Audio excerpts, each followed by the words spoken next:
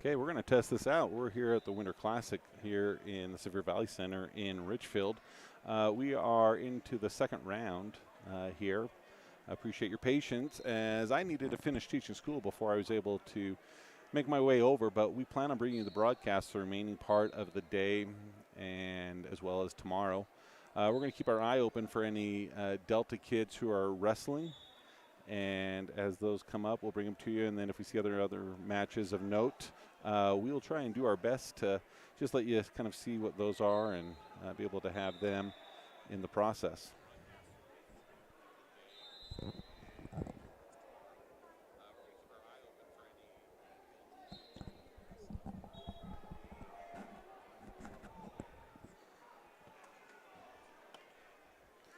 So once we get our rest of our technology up and going, we'll give you a rundown kind of as to how the day has gone for Delta.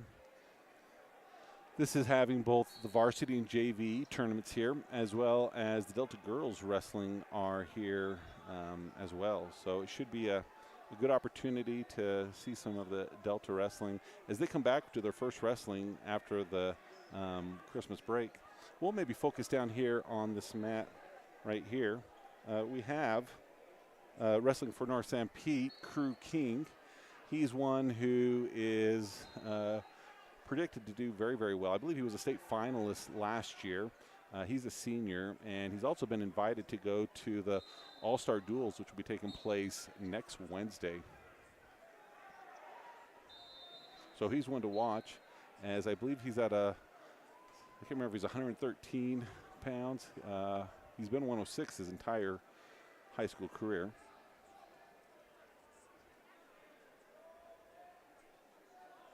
But looking over here on this Richfield mat, we can see we have Kyler Jenkins of Delta in the gray starting. Looking at the score, it's 6-1, where the wrestler he's in has a red singlet on. We'd expect that Jenkins would be the green, so we believe he leads 6-1.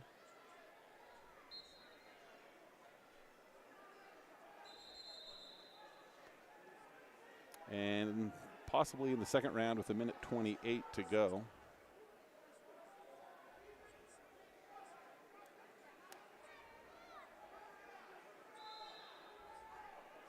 Jenkins, I believe he's dropped down to 106 now that we've got past the winter break. With the winter break, they get a 2-pound allowance as whoever's wrestling comes to his feet. Jenkins looking to bring him back down.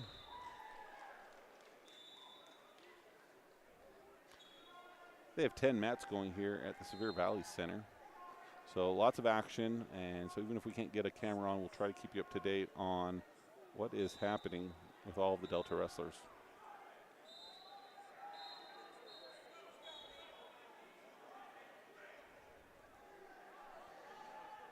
So they'll recenter back in the middle of the mat.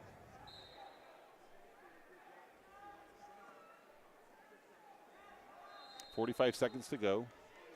Jenkins on top, 6-1.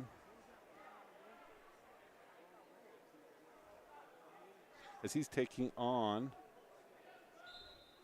it says Trayton Manus of Delta, which I hadn't been able to see the face yet, so it may be.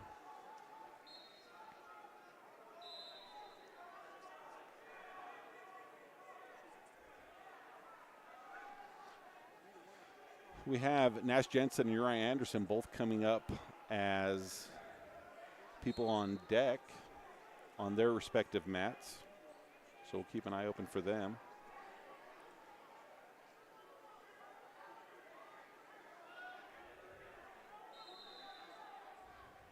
So as time expires, at the end of the second period, Jenkins of Delta over Trey Manus of Delta, 6-1. Jenkins chooses down.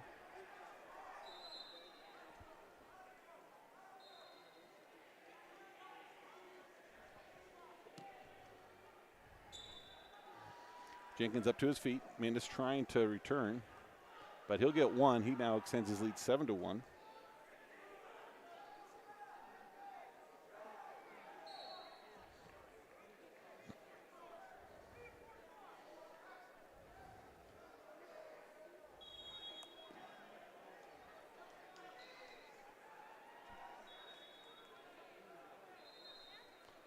Both wrestlers continuing to battle. Minute 24 to go in this third period at 106 pounds here at the Sevier Valley Center at the Winter Classic.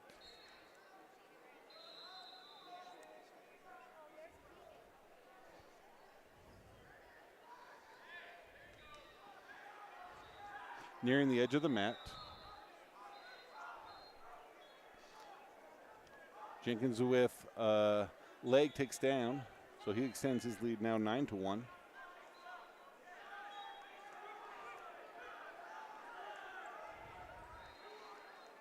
$50 seconds to go.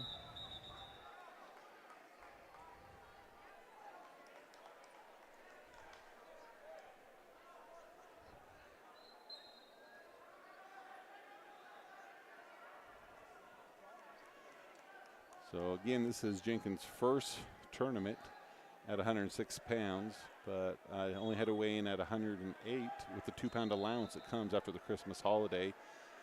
He'll also get an additional pound tomorrow, so those wrestlers will have to weigh 109 in order to wrestle. 12 seconds to go, 10-1. Jenkins of Delta taking Trey Manus of Delta.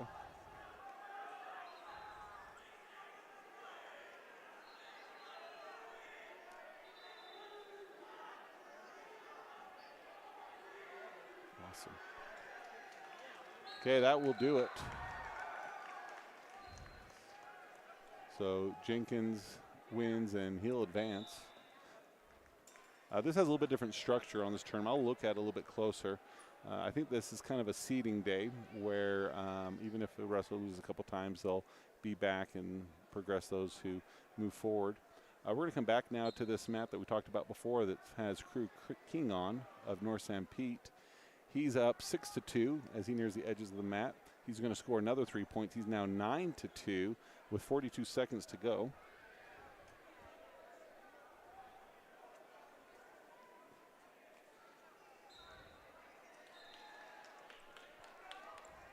One-point escape as he, King of, is taking on Richfield.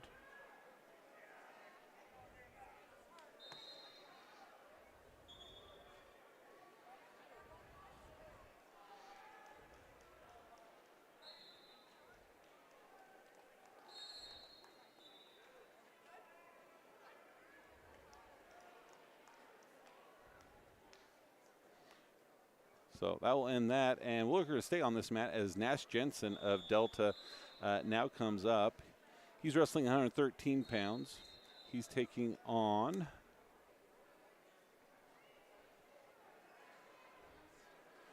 Swen, trying to see where he's from.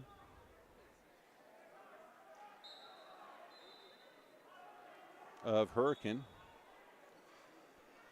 Nash Jensen is a freshman for Delta. He's the coach, or the son of Coach Kip Jensen. His opponent has a record coming in of 12-10, according to Track Wrestling. Jensen with a record of 10-2, as he has what could be a takedown, but no points yet. He tries to hip over, has the head now. That should be enough. Here comes the count. Needs to get that body turned, and he starts to. I think he has the count now, just needs to settle in. Nope, here comes the count again. Didn't get a full count before.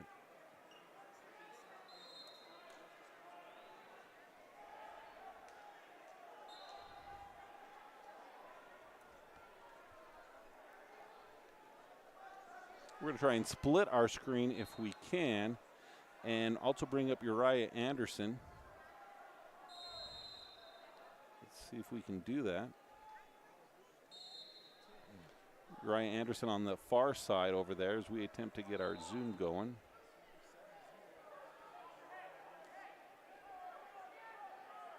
So Nash Jensen on the left, Uriah Anderson on the right.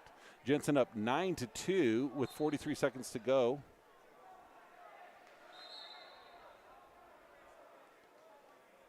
Uriah Anderson taking on Decker Ford of Juab. Ford with a record of 7-13 on the season. Uriah Anderson with a record of 17-3 according to Track Wrestling.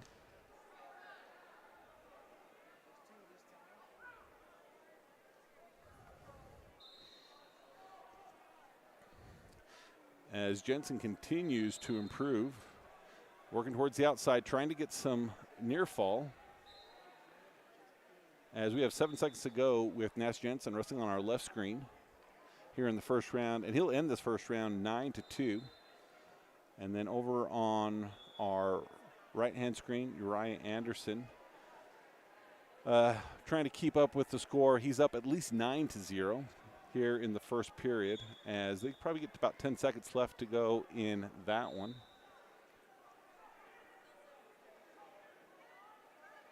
Anderson's going to choose, or Jensen here on the left mat is going to choose bottom.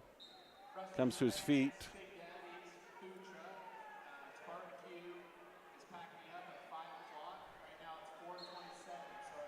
And he's able to get on top.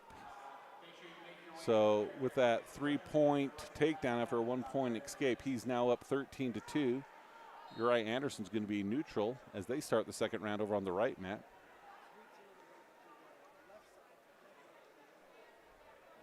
Jensen's got a leg in, trying to get his head underneath that arm and start slowly working back. Official watching that, trying to hook the head.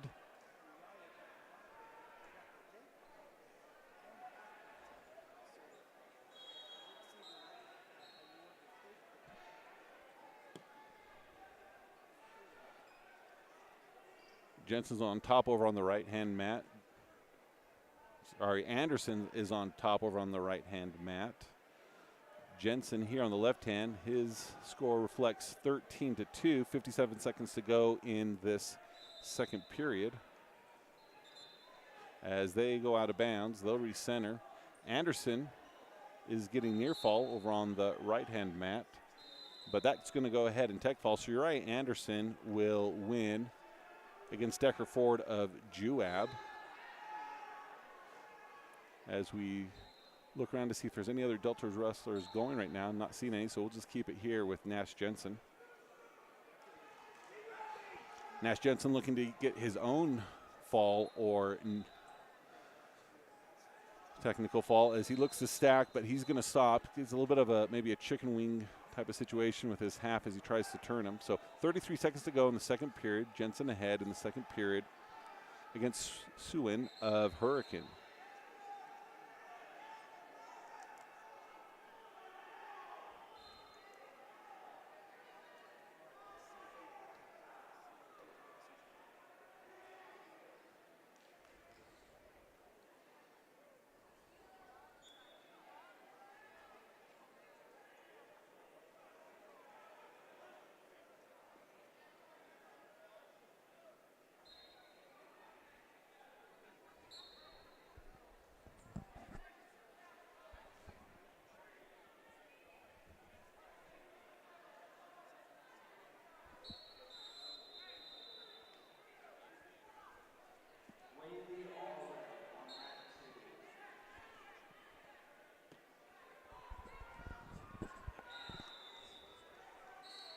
So as we start the third period, they're going to be neutral. Jensen, he's up 13-3. Trying to get him over. He should get what will be some near fall along with that takedown. He's up 16-3 this near fall. He's got the technical fall, and if he can just stick him, he'll get the fall as well, getting additional team points for Delta, who earlier today were in the second place position behind Timpanogos. But he'll end this in the third period, 1:38 to go, with a technical fall over Swin of Hurricane. Maybe another match as we kind of preview the 3A state tournament here with North St. Pete.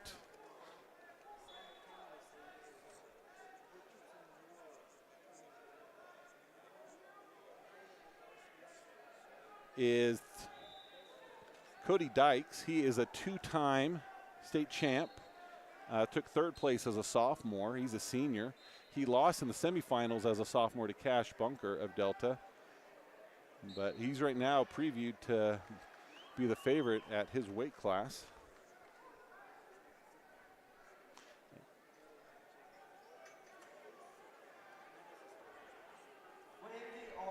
So Cody Dykes of North St. Pete is taking on Camden Anderson of American Leadership Academy.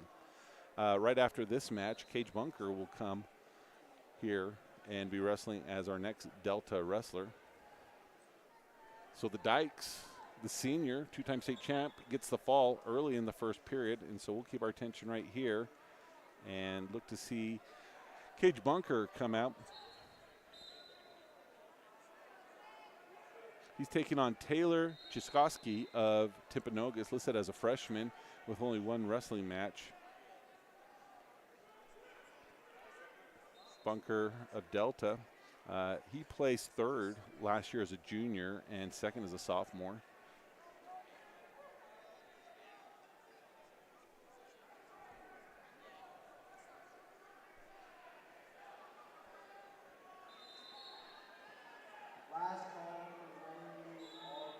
So waiting for maybe Bunker's competition to show up.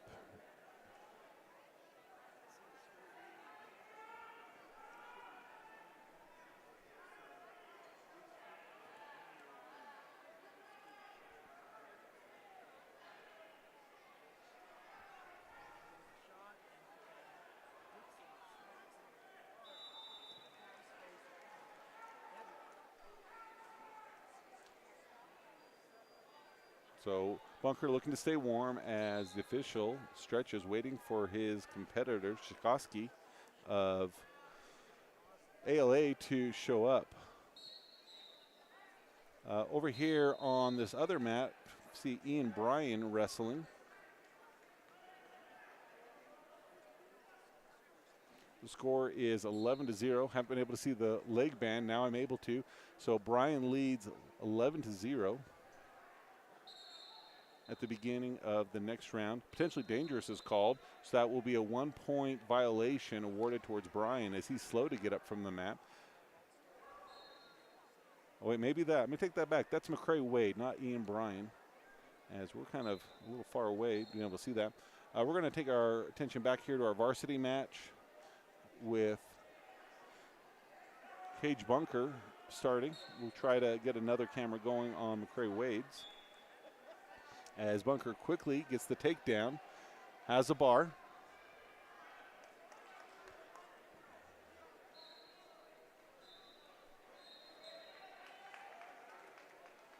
And instead of trying to get another camera on there, we're just going to shift this one as Bunker quickly, in just 14 seconds, gets the fall over the wrestler. It looks like it's actually from Timpanogos. So back to McCray Wade.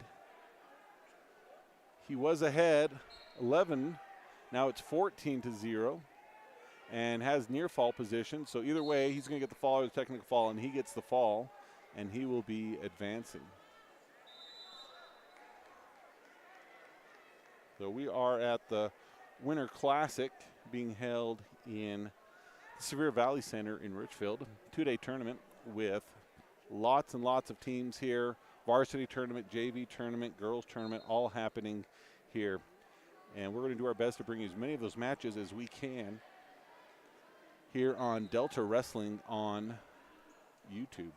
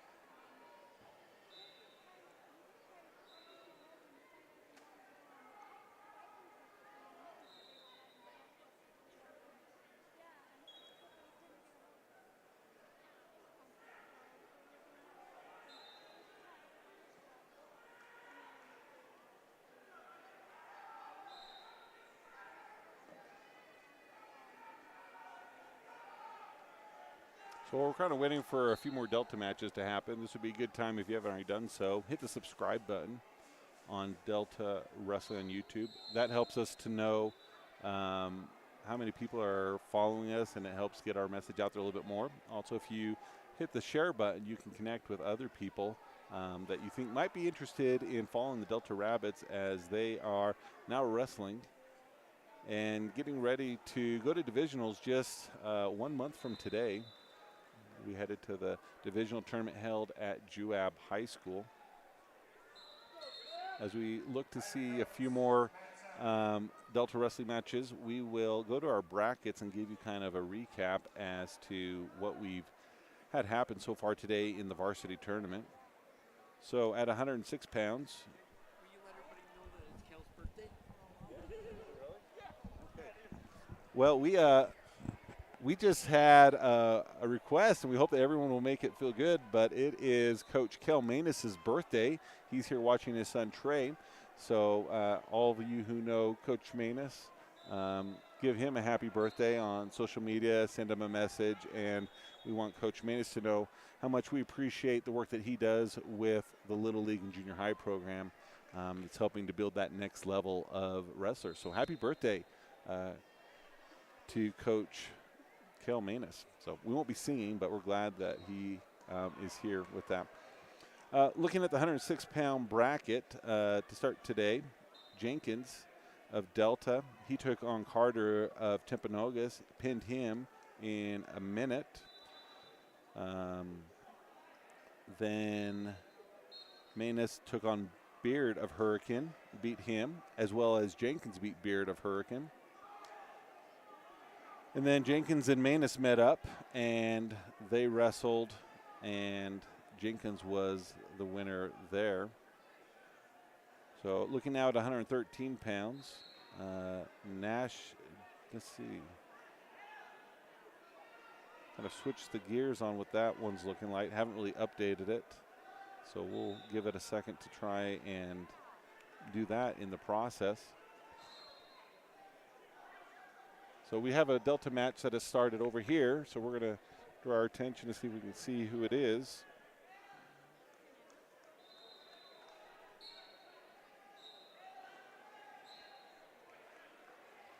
And this time it is Ian Bryan of Delta.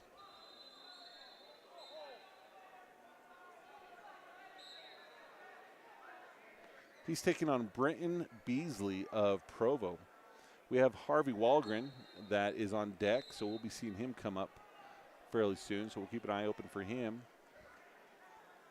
So Ian Bryan, according to Track Wrestling, he is behind 3-0. We can't see that screen, so we don't know the score for sure. But either way, we know he has some ground to meet. So he stands up quickly as Provo quickly brings him back down.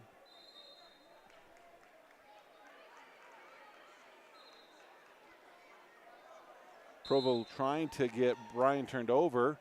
And Bryan, he's able to get the Granby. So that will be a potentially 6-point move. So 2-point reversal and 4-point near fall. So that should put him in a much better position.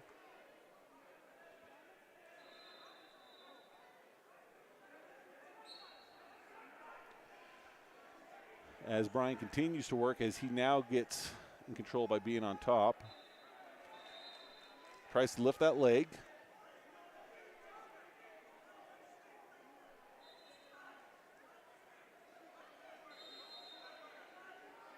Walking him over.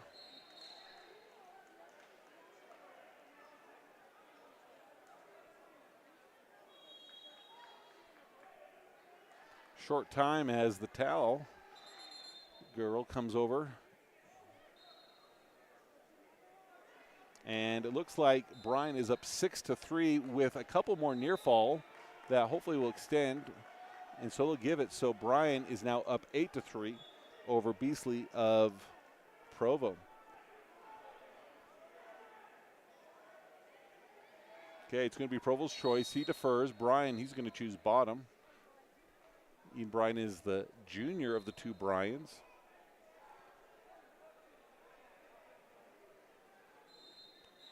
So as they head into the second period, he's up 8-3.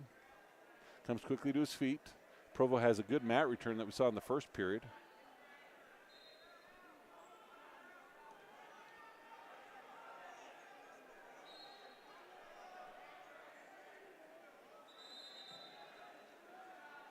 Ryan continuing to make an effort to get to his feet, but Beasley of Provo is able to continue to bring him down to the mat. Brian looking to load up that Granby again, maybe. But's got his foot caught, hooks the arm. Here it comes again. Second time he's been able to get the Granby. More near fall. This could be a 6-point move again. And it is, so that should extend his lead 14-3 for Brian, as that Granby has come to serve him well.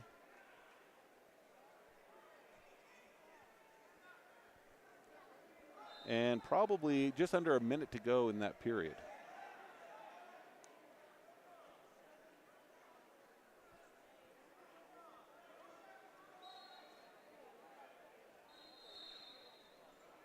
As they're kind of near the edge of the mat, we're looking for Harvey Walgren. He's going to be up next on mat number 5. Big step in by Brian. Trying to get some, it turned, had the half, had the leg, but he's going to have to reset. He does so by going with a half on the other side, loses that. Half again, this time he is going to get the turn. Oh, and I think he's going to get the fall, and he does. So Brian of Delta started off behind 3-0, and then goes on to answer, I believe, a lot of points in the process. Let's see, it would have been 6 and 8, and then 14 and 18. 18 unanswered points against Beasley. So Harvey Walgren, let's see, nope. We're going to go actually to mat number 7 as Carter Anderson has jumped to that one. He's taking on Brody Pizzi of Cedar Valley. Carter Anderson, a junior with a record of 15-6 on track wrestling. His opponent, Pizzi of Cedar Valley, has a record of 5-9.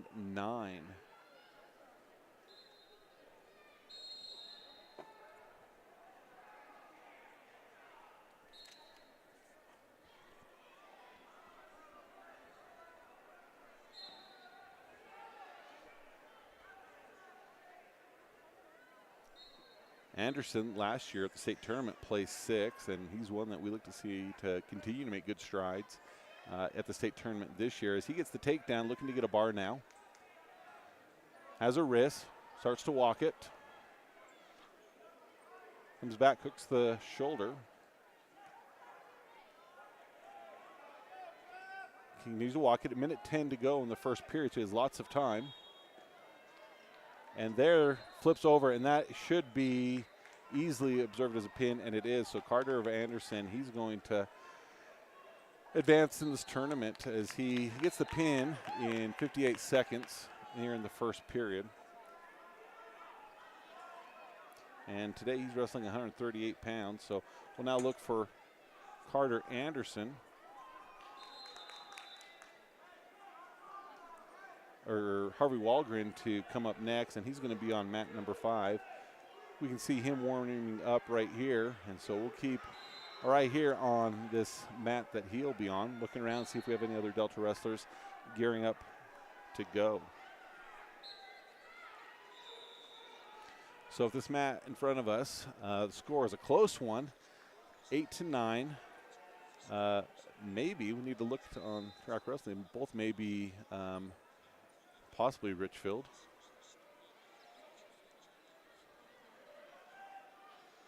Nope.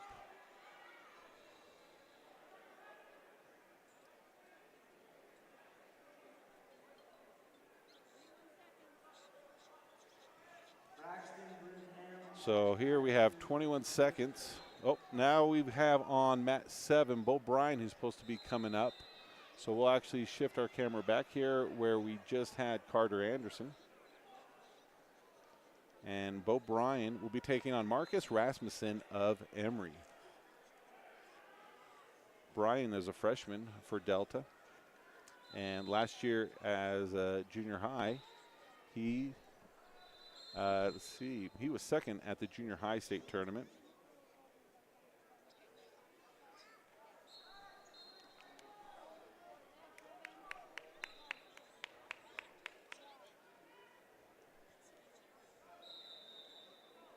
Okay.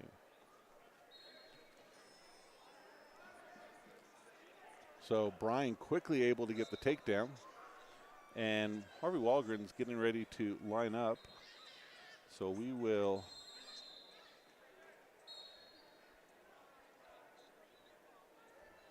look to be able to hopefully bring you both matches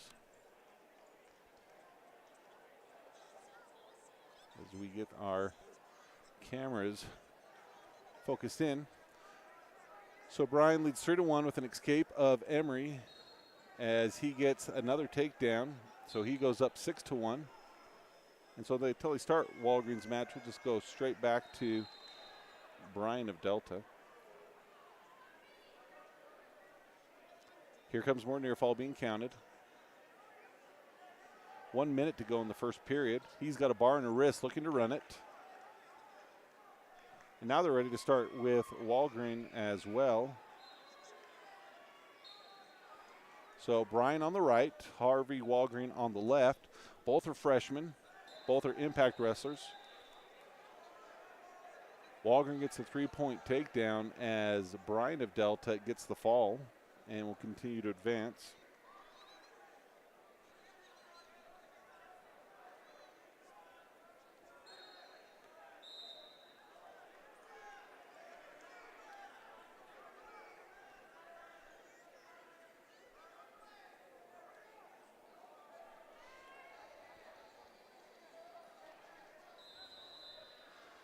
So Harvey Walgreen on the left.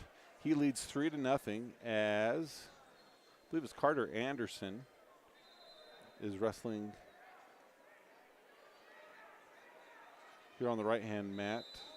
3-point takedown, gets into a cradle situation.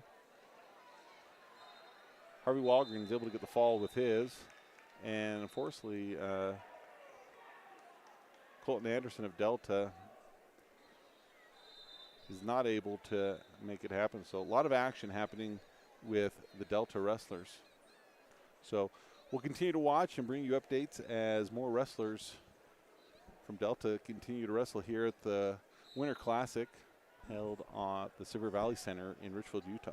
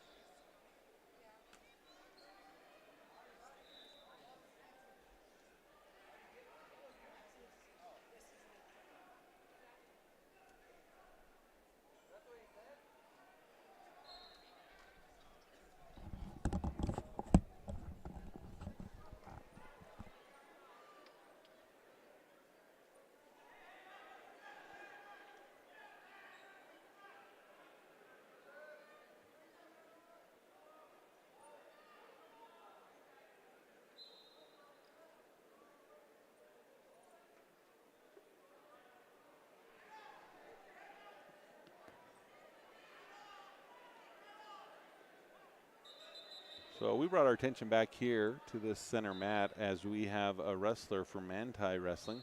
One thing that you'll notice about him is that he's really got only one leg, which creates a completely different style to the wrestling style that he'll be able to have. So his name is Benjamin Steinfeld, and there's a wrestling movie that's coming out called Unstoppable, and this is about a wrestler who had one leg who went on to be an NCAA champion. And what's so cool about his story, I think the quote he uses is he got to the point where his disability was considered a disadvantage to others, and they thought that that wasn't fair. Having a little bit less weight in that leg changes the body type that wrestles, as he doesn't have that weight impacting. for Arizona. And so that's coming out here soon on one of the streaming services. And we look to see that. Anything promoting the value of what wrestling can do for others, we look forward to being able to share with these wrestlers that are coming up.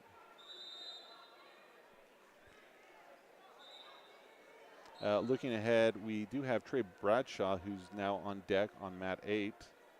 So we're excited to see him wrestle.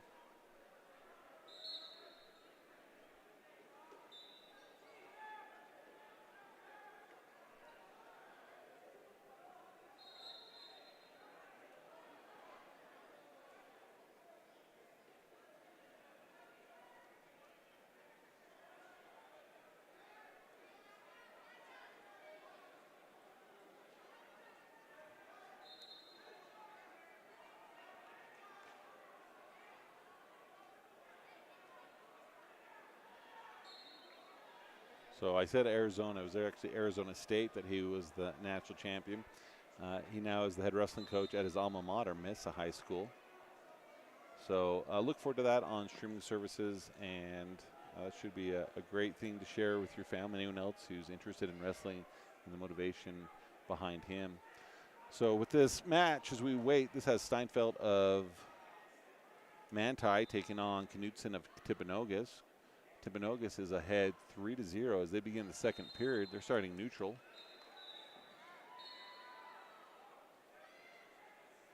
Steinfeld easy to stay low, makes a shot trying to get around, but overpowered by Knutson of Timpanogos. So takedown with near fall coming.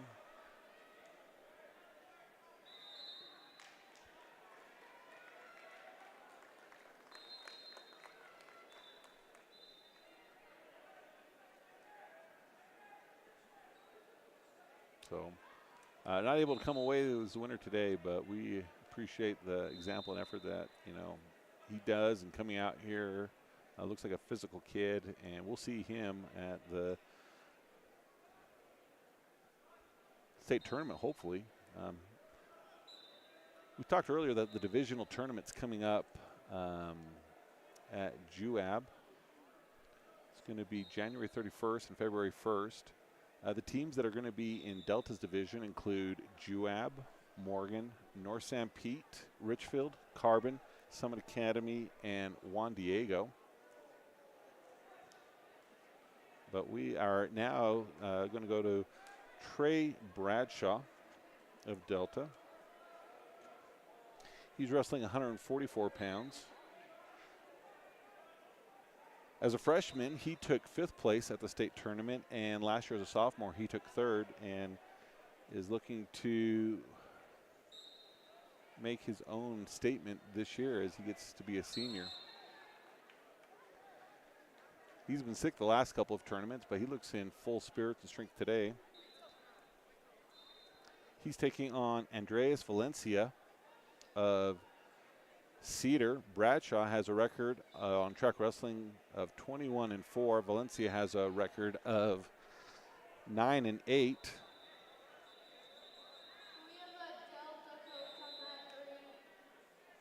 So they've just called for a Delta coach to mat 3.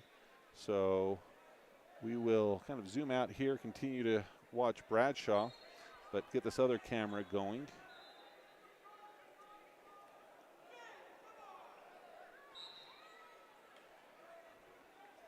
And this is Wyatt Harris of Delta.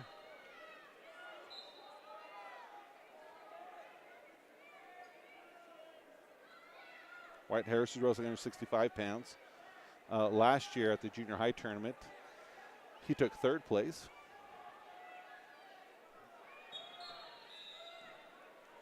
So Bradshaw on the right, Harris on the left. Bradshaw in with a single, trying to keep him bounds, and ref is going to start them back as neutral. And right there comes the fall for Trey Bradshaw of Delta. So we'll just give our full attention now to Harris of Delta Wrestling. Still 0-0, minute 14 to go in the first period.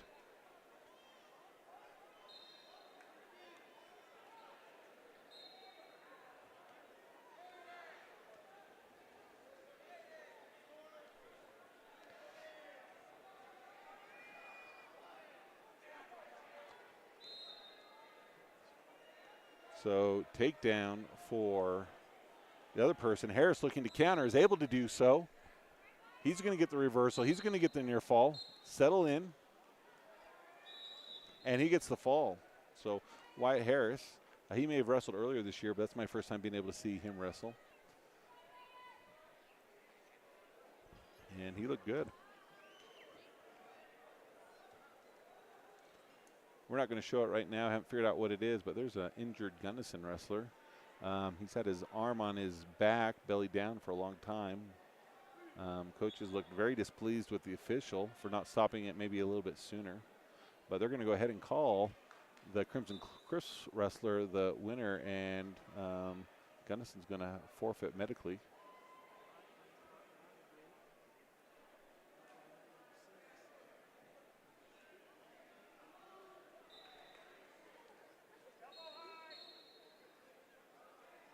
So looking in at team scores, Delta has taken the lead. They now lead 252.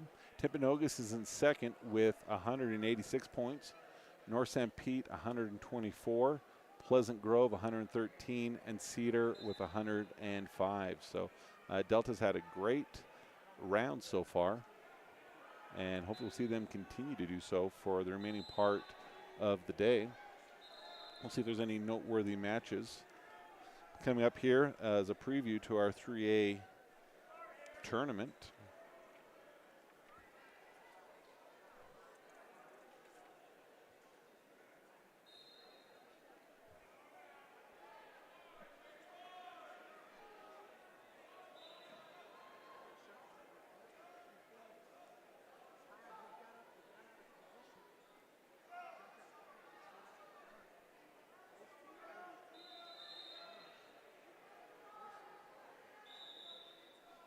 So it looks like they have mats 5 through 10 being for the varsity, and mats 1 through 4 for the junior or the JV tournament.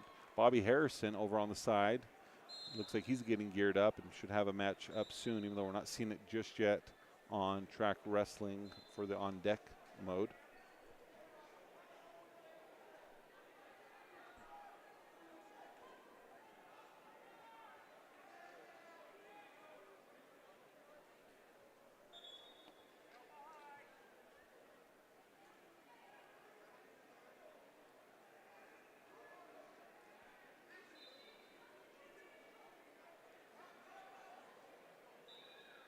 So Bobby Harrison is wrestling now over here on mat 2.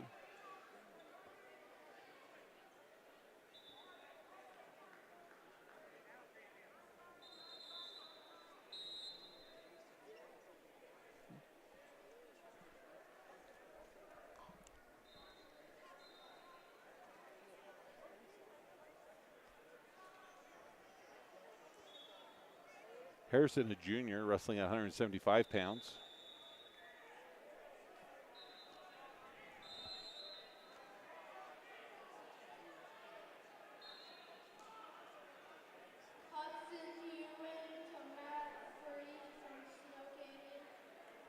So other wrestler gets a takedown as we look to see who it is.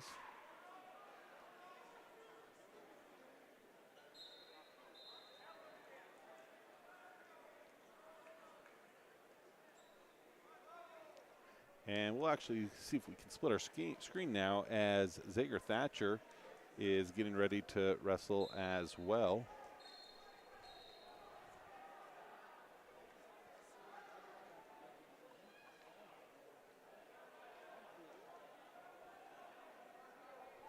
So Bobby Harrison on the left, Zager Thatcher on the right. As Harrison's looked to kind of correct a little bit.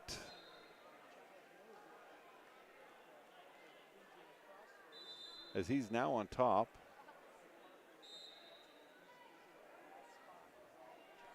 Thatcher of Delta, he's trimmed down. I think he started this, he wrestled 215 at one point, he's been wrestling 190, and now he's at 175.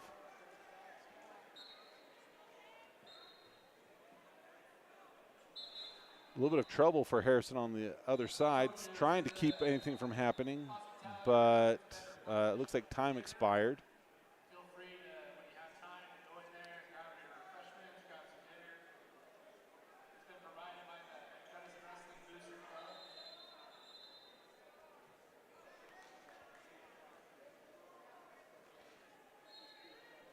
And it looks like Cash Nelson is wrestling, so we're going to go off of Harrison for a minute, go back to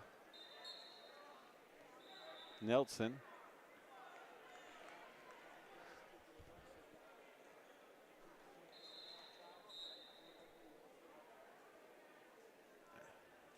Try and keep them centered for you. So Nelson on the left, Thatcher on the right, and Harrison on another mat, as looking to see exactly where they are. Nelson's looking like he's trying to get the fall. Can we have our virtual coach to mat 7, please? No change with Thatcher, as they're in the first period. Harrison into the second period, as the other wrestler started on bottom, hasn't made any progression. Thatcher looking to try to be a little bit aggressive. Harrison a little bit of trouble, but able to get his hips up and save himself off screen. Okay, we've got some end of the period over with Cash Nelson. Now, a lot of you, if you've watched this, you know I've always said you can tell the difference between Cash and Carson by their shoes. But for Christmas, they both got new wrestling shoes, and they flipped. So Cash Nelson is now sporting the red shoes and Carson the white. So you kind of think of the opposite of what you've seen them do for the last 3 years of wrestling for Delta High. As Nelson looking to come up, they go to the edge of the mat.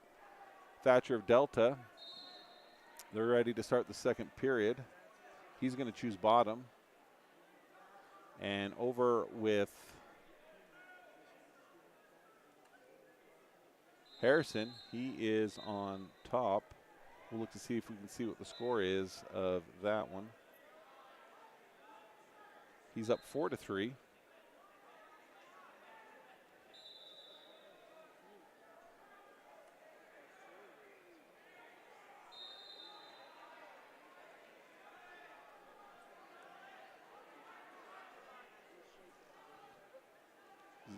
Zager on our right screen. Zager Thatcher, he took bottom, trying to build up.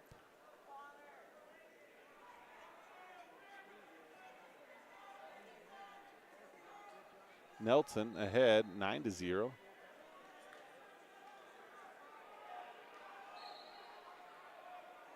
Out of bounds for Thatcher. They're going to recenter. Apologize for the camera work. Trying to watch 3 matches, run 2 cameras.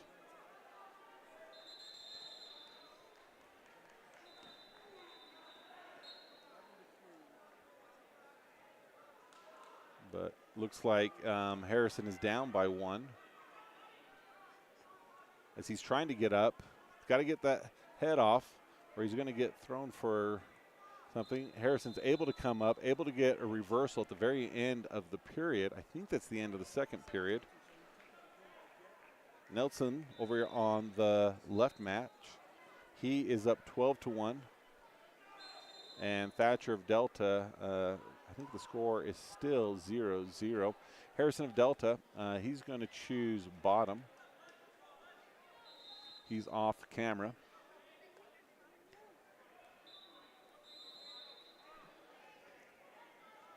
Okay, Nelson of Delta, he's in neutral.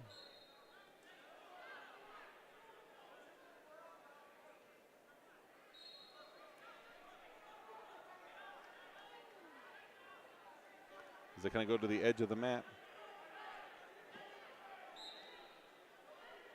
Nelson's taking on Nash Parker of Pleasant Grove. Pleasant Grove historically has really good wrestlers, but Nelson's able to get another takedown. So he'll extend his lead. I believe it's 15-1. Harrison in a little bit of trouble.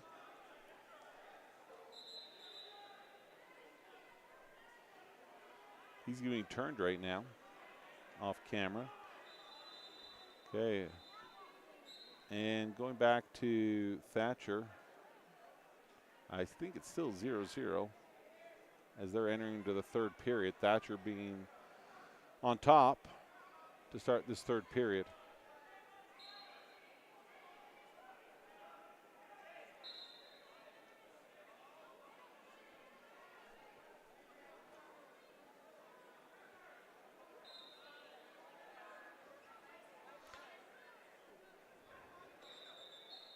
Okay, Bobby Harrison is able to get the reversal. Now he goes ahead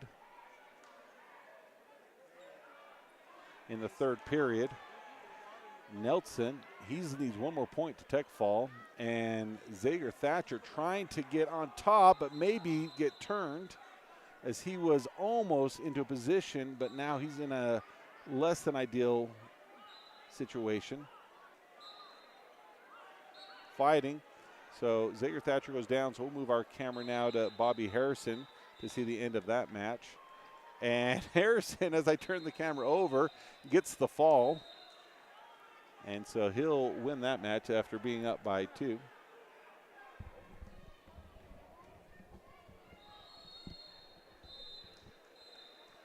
And as it looks like time expires, Cash Nielsen of Delta, he'll get the win and continue. He's undefeated here in the tournament. So we'll take a quick look in to see who's coming up next.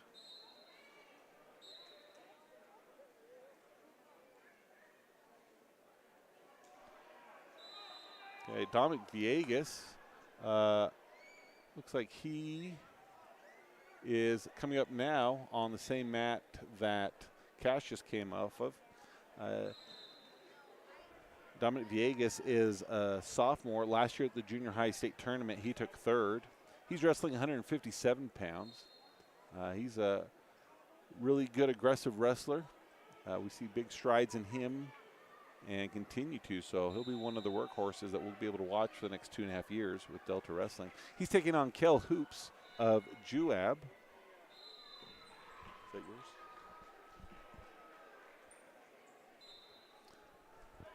His dad is the Juab broadcaster next to me calling the same match.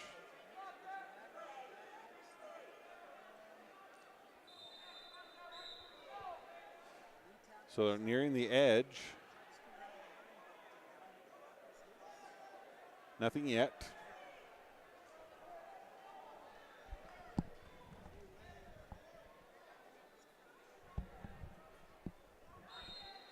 So no change, out of bounds. Still in the first period, less than a minute into the first period.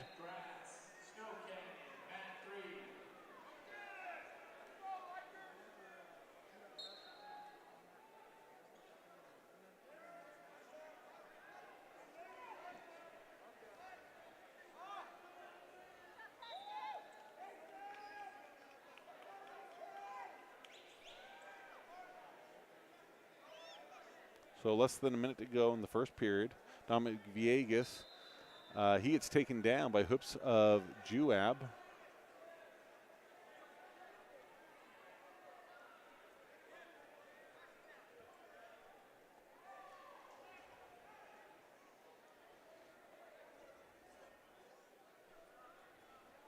And it looks like with that, they're going to go out of bounds. They'll recenter. So Villegas down. He trails 3-0 with probably about 30 seconds to go in this first period.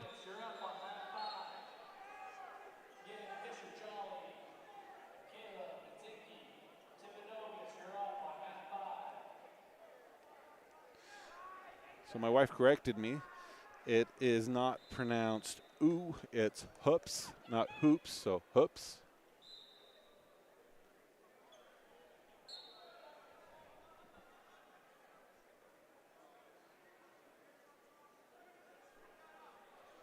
So close to the end of the period, and Villegas of Delta, he is trailing 3-0 as we'll come to the end of the first period and head into the second.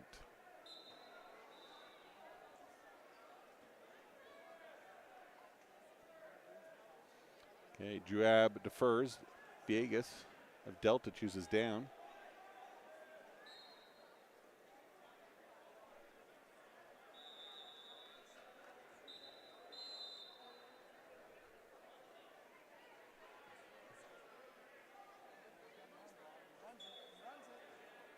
Okay, Juab looking to get more near fall.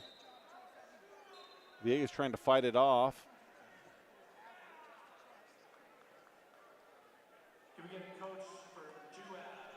Continues to fight, needs to thread that arm through. One arm caught by the Juab wrestler. But that's one thing I appreciate about Villegas. He's not one to quit.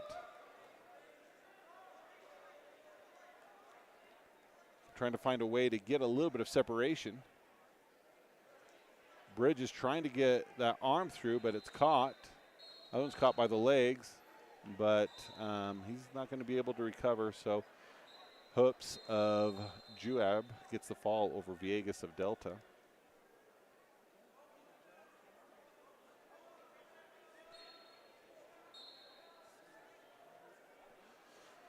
So as we look left to right, we have the even mats that are on the far side and the odd mats here closer to the camera. We're currently focusing on mats 8 and 10 closest to us, and then on the far side, 7 and 9. As we continue to wait for some more Delta wrestlers to come in.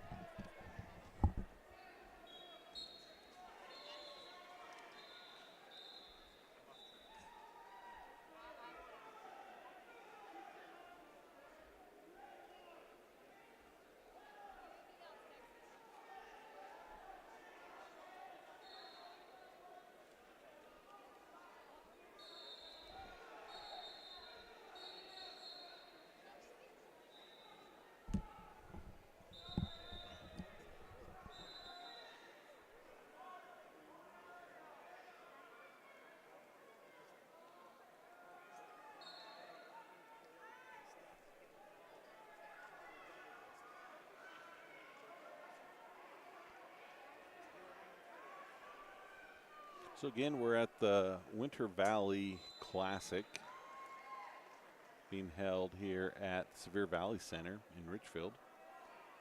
This is the first tournament back for the Rabbits since the winter break started. And really the Delta Rabbits have looked really, really good. Next week on Wednesday, we don't have any Delta wrestlers there, but it's the All-Star Duel, the Burnson All-Star Duel. That matches up the elite wrestlers, one per weight, for one for 1A and 2A, one for 3A and 4A, and one for 5 and 6A, and then they do a wild card as part of that. So currently we don't have any Delta wrestlers that are upcoming. Our next closest one will be Carson Nilsson taking on Becker Sanders. But that one, he is a couple matches away from that.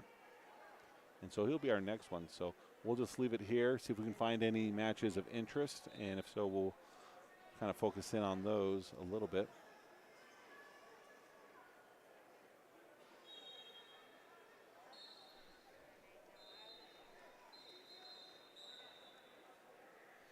We'll give an update on the team score. Delta's extended their lead. They're now 303.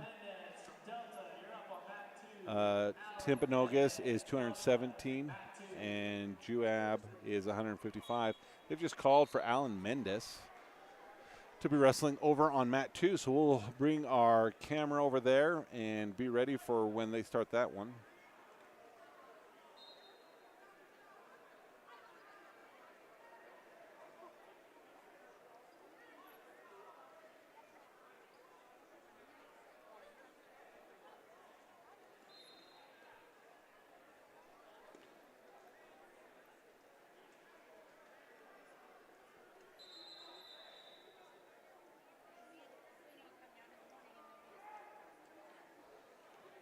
So Alan Mendes, the freshman, will be taking on Yair Trujian of Gunnison, who's also a freshman.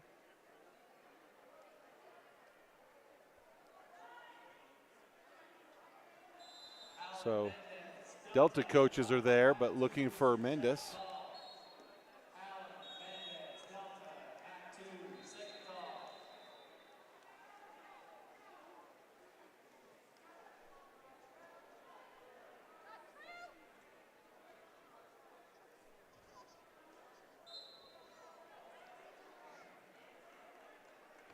Okay, Mendes is here, so he'll get suited up and they'll get started.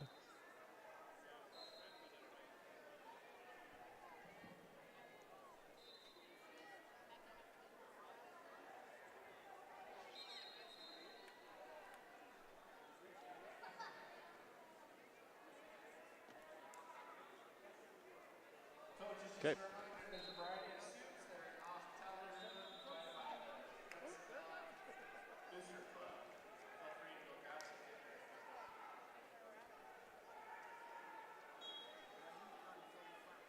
So this is our 285-pound. Looks like this is a JV match.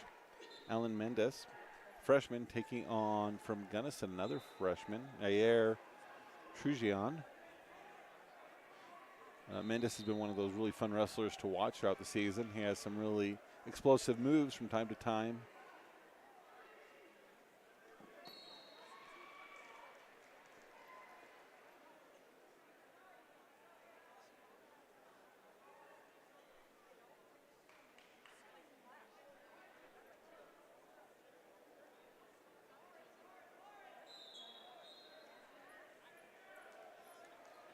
Okay, trying to work something. Both break away.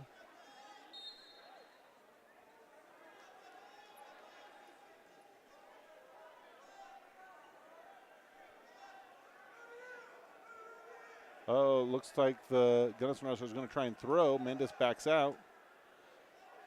Gunnison trying to go back to throwing. Mendez is able to land on top, and he gets the three-point takedown. So did a good job rolling him through. And now is getting to work to try and turn him, and he does. Here comes near fall being counted.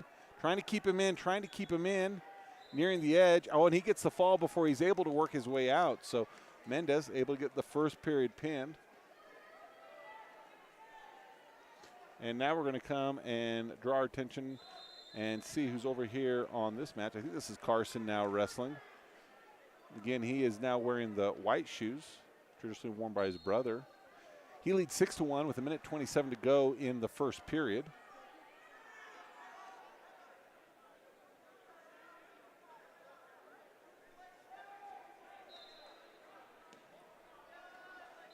Nelson's undefeated in the tournament so far.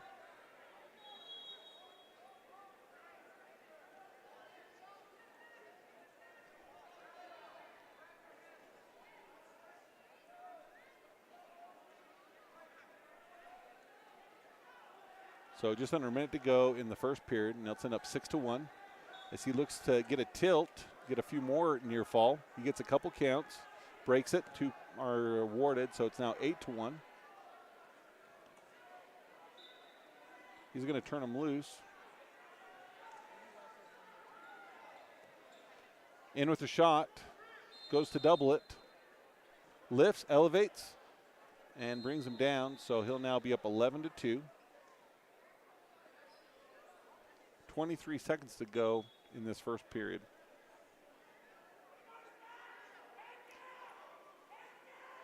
This is 165 pounds. Last year, he didn't make it to state as he was dealing with concussion, but he has been in good form all season and looking to redeem himself as with time expiring, trying to get something to roll through, but nothing's going to change as the time does expire. So he's up 11-2. We start the second period. It's going to be whoever he's wrestling's choice, trying to get a handle on who that is. And Nelson's going to choose down.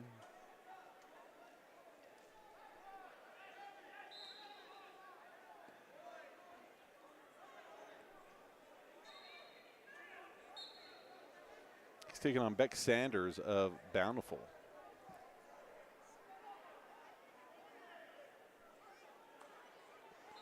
Looking to get away. He's facing him. It should be 1 point escape. There it is. So he's now 12-2.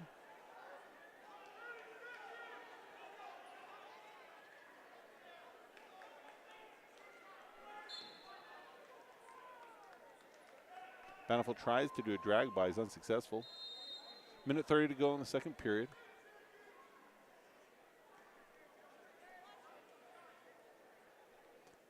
And I believe we're in the third round here at the Winter Classic.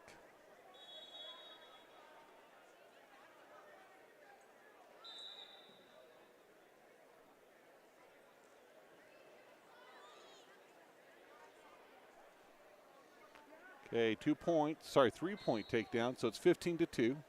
Minute to go in the second period.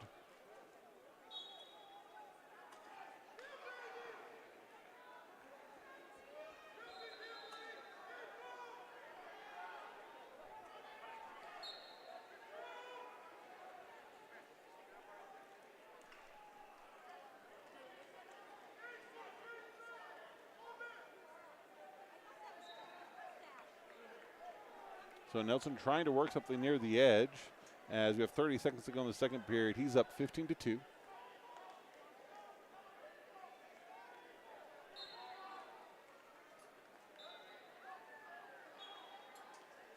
And the Bountiful wrestler content to keep his head on the mat, not making any effort to get up or move. Okay, here comes the tilt. 1, 2, 3. That should be enough for the tech. And with 2 seconds to go in the second period, Carson Nelson gets the technical fall over Beck Sanders of Bountiful.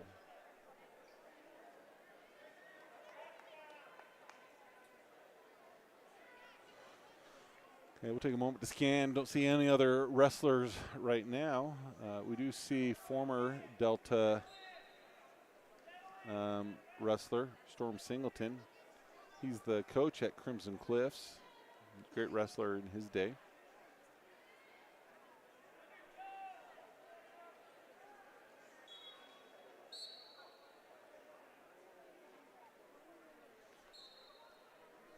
And we'll look to see if we have any other matches coming up.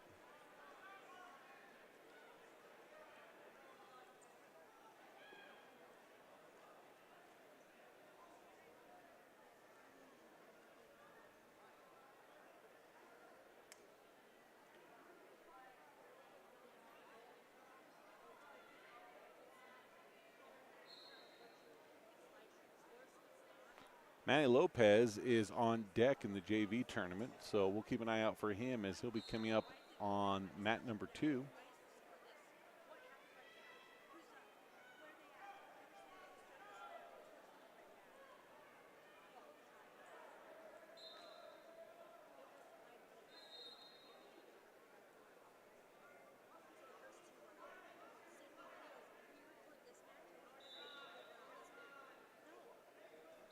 Yeah, and so that will be our next match for Delta.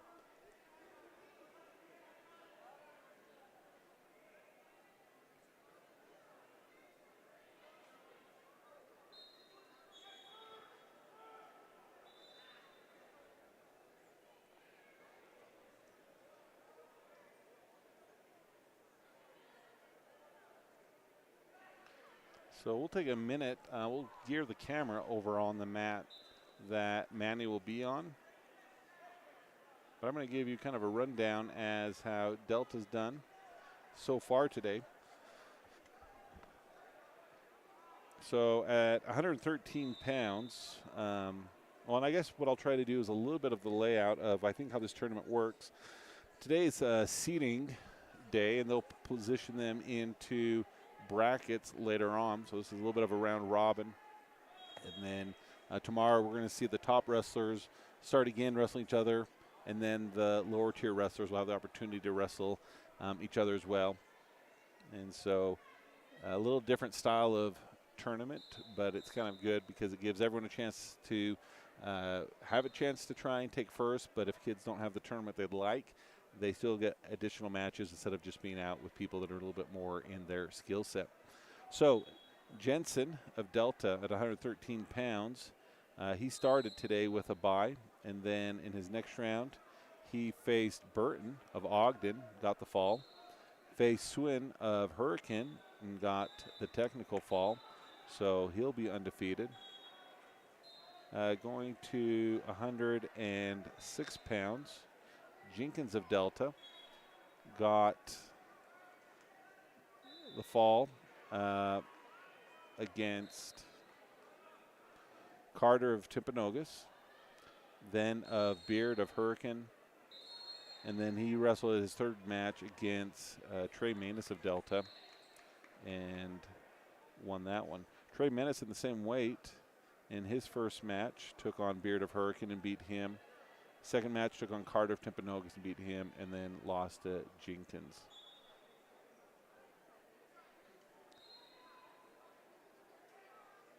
At 120 pounds, Anderson of Delta, Uriah, he got a bye. In the second round, he got a bye. And then in his third round, he wrestled Ford of Juab and got a technical fall there. So we'll take a pause in our following of the brackets as Manny Lopez of Delta is getting ready to wrestle on mat number 2. Lopez is a freshman wrestling last year with the junior high. He's only wrestled for, I think, 1 or 2 years, but you'll see he's got a great neutral game is when he's on his feet. Great takedown.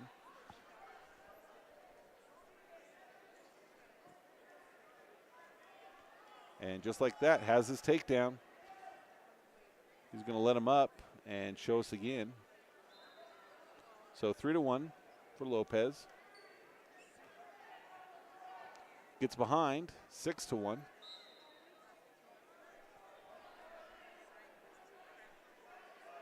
Trying to get a tilt. No counts yet.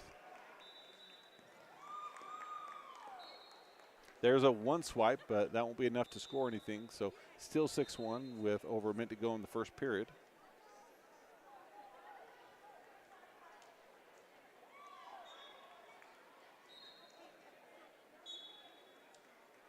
Okay, got him turned. Near falls have been counted, so there's a 4 count waiting to be awarded. But we'll get the fall before that's able to happen, as Manny Lopez of Delta gets the fall over what looks to be an Emory wrestler. So prior to Manny wrestling, we were going through the results of how Delta's done today. And so we'll continue that. So at 126 pounds, Bunker of Delta gets a fall in the first round against Williams of Cedar. Gets a bye in the second round, and then pins Chinoski of Timpanogos in 24 seconds. At 132 pounds, Brian of Delta gets a bye. Then he wrestles Allred of Snow Canyon and gets the fall, and then wrestles Beasley of Provo and gets the fall. So he's doing a great job there. Moving to the other side, we have Harvey Walgren, who had a bye in his first round. In his second round, he took on Bunker of Pleasant Grove and got the technical fall in the second period. And then in the third match of the day, he gets the fall in under a minute against Labrum of Carbon. Going to 138 pounds, Bo Bryan of Delta gets a fall. Then he has a bye. I'm going to go back to his first fall. He got it over Tata Provo.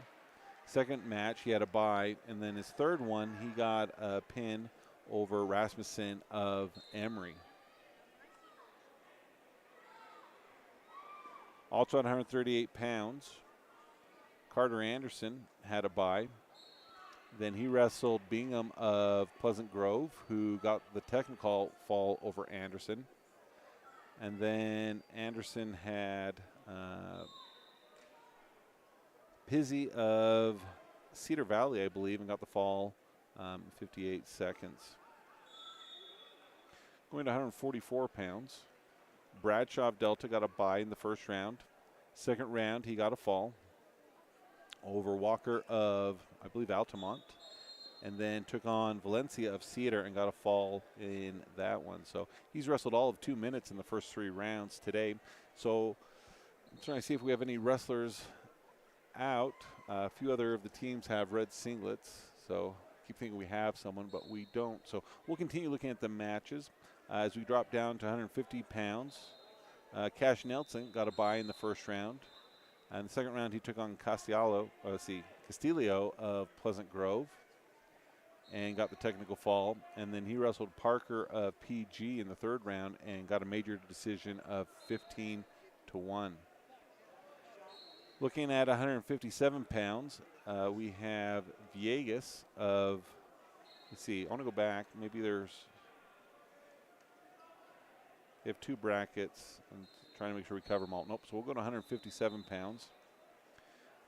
This is Dominic Villegas of Delta. In his first match, he took on Hill of American Leadership Academy and gets the technical fall. In his second match, he had a bye. And then in his third one, that's one we saw a few moments ago, which he lost to Hoops of Juab.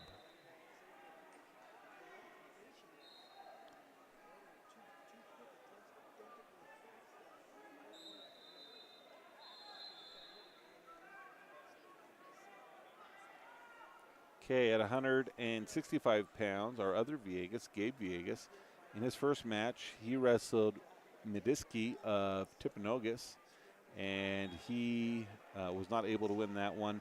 Next, he took on Jolly of Timpanogos. Timpanogos was able to win, and then he got a bye this third round. Moving to 175 pounds.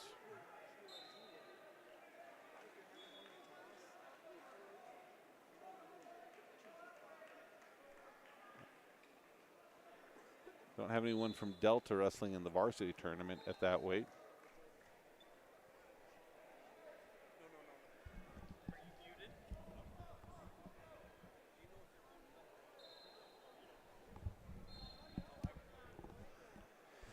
phone's on? Okay, 190 pounds. Delta doesn't have anyone in the varsity tournament.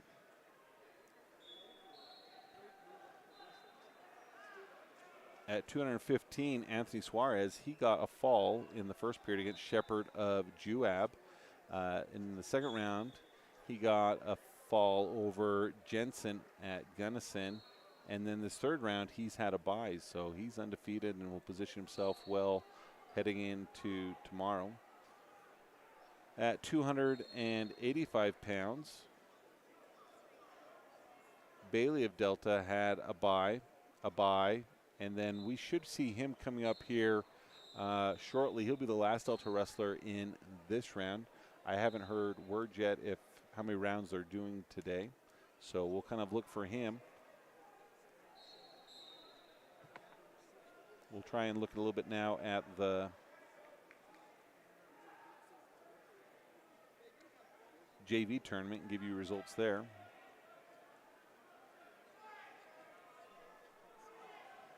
So for the JV wrestlers, Manny Lopez wrestling 120 pounds.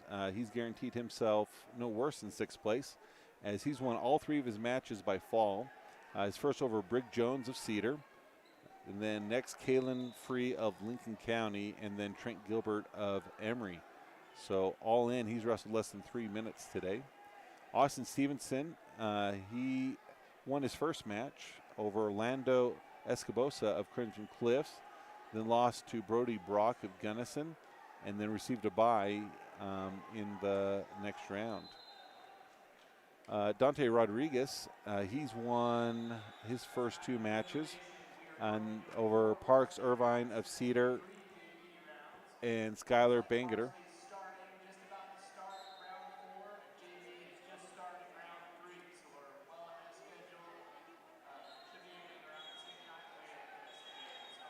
So they're just giving an update that there will be some more rounds of wrestling today. So Dante Rodriguez won his first two matches, then gets a bye, so he's guaranteeing to himself no worse than sixth.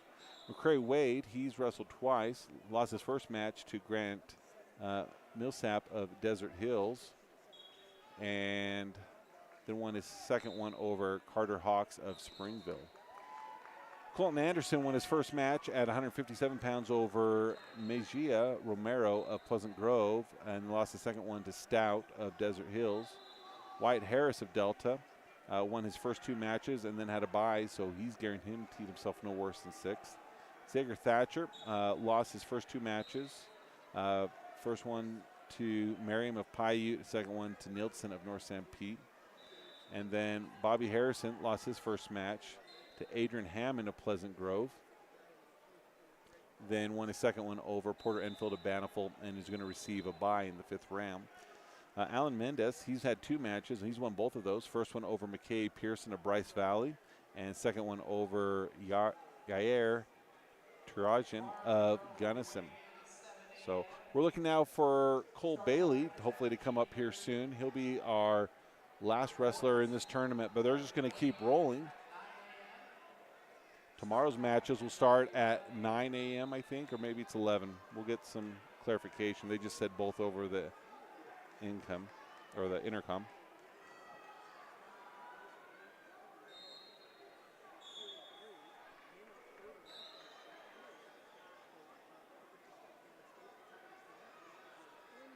So Cole Bailey looks to be in the hole on mat number 6. That is the mat that is on the far side, straight across from us. We can see him warming up on the side.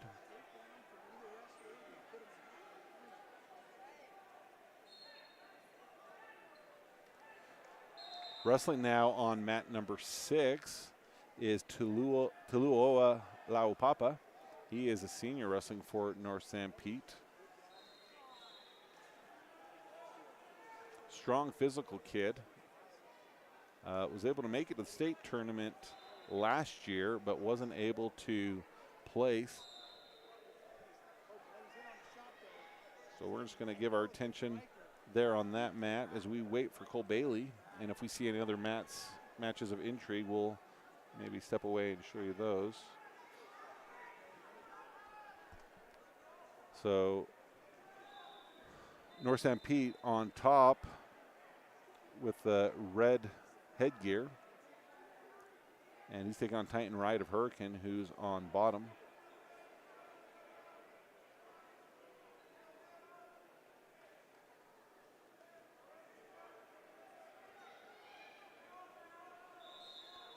So as they come to their feet, North St. Pete's up 3-0 with just about 20 seconds to go, but he's going to turn away the Hurricane wrestler. So 3-1.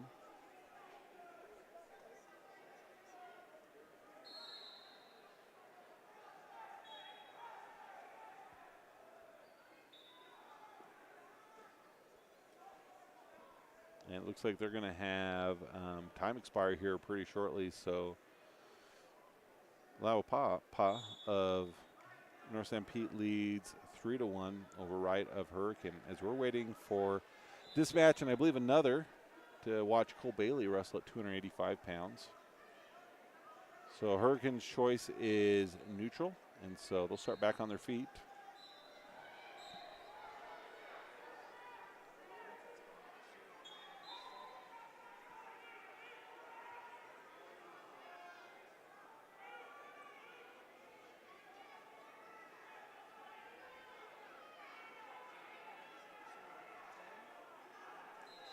We'll take a moment to check in on the team scores as we're waiting. Delta leads the tournament with 327.5 points. They're followed by Timpanogos, who's at 274.5. Emory's at 166.5. Cedar Valley is in fourth at 158, and just a half a point in front of Crimson Cliffs at 157.5 to round out our top 5.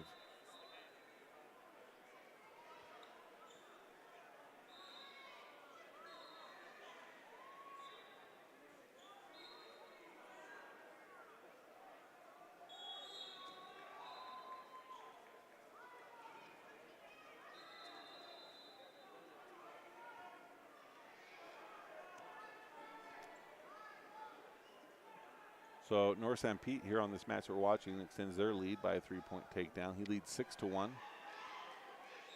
with less than a minute to go.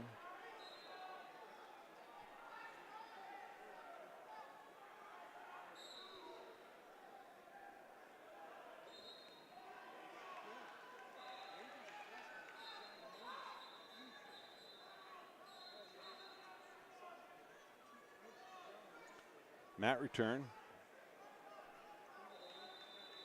So waiting for Cole Bailey to wrestle here. He'll be on mat number 6 after this match between North St. Pete and Hurricane, in which the North St. Pete wrestler leads 6-1 at there's a few seconds left here in the second period. And then one more match after that.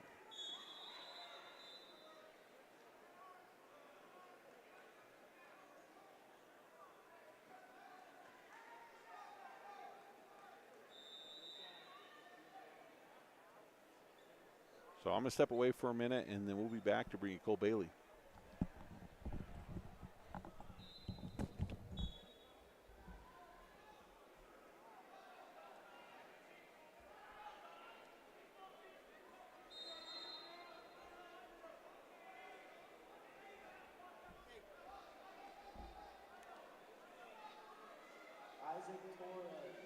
Crimson Cliffs on mat 2.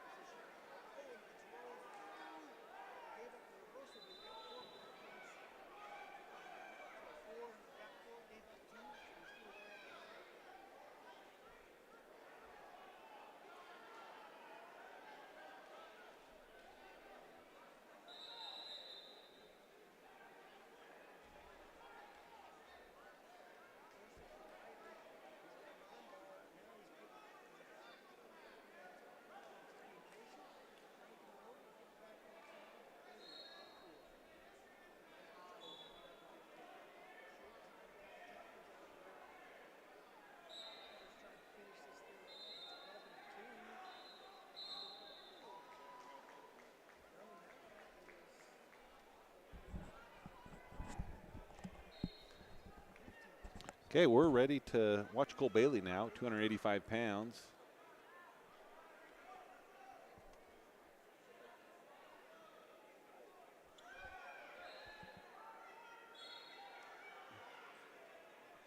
Bailey in the white singlet. He's taking on Terry Hamilton of Snow Canyon. Bailey, a sophomore for Delta. Hamilton, a senior with a record of 11-14 on track wrestling. Bailey not showing a record, but we have seen him wrestle a few times, so we know that he has one. I think this is the end of the third round, and they'll be doing at least one more round tonight as right in front of this one, you can't see it, 106-pound matches are starting, so they're just going to keep rolling with it.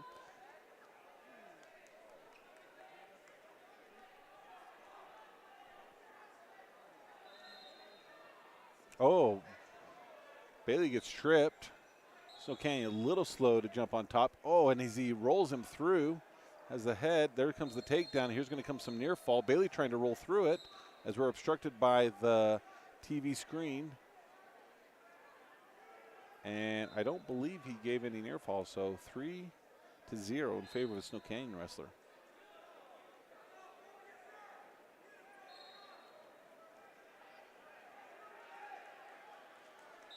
Bailey looking to build a base. Tripod's up.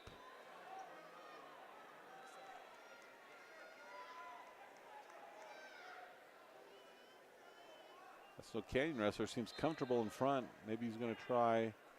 Nope, he's going to push away. So 3-1.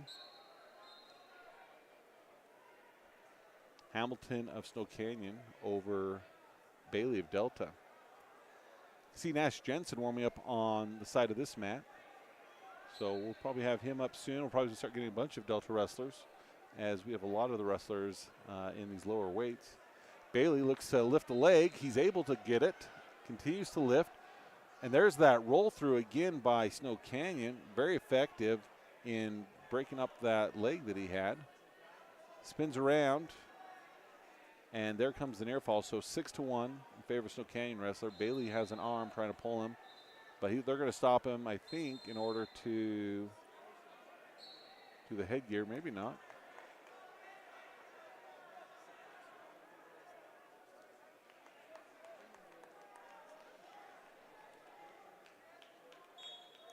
Okay, time expires at the end of the first period. Bailey trailing 6-1.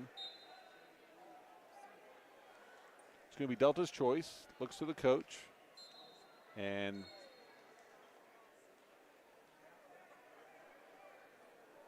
he's going to choose bottom. Was able to get up before, looking to do it again.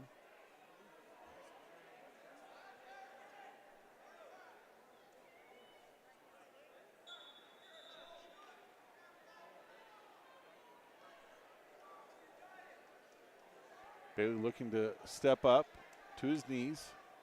Brings one leg up. Locking hands. That'll be a 1-point technical violation in favor of Bailey. So that will make it 6-2.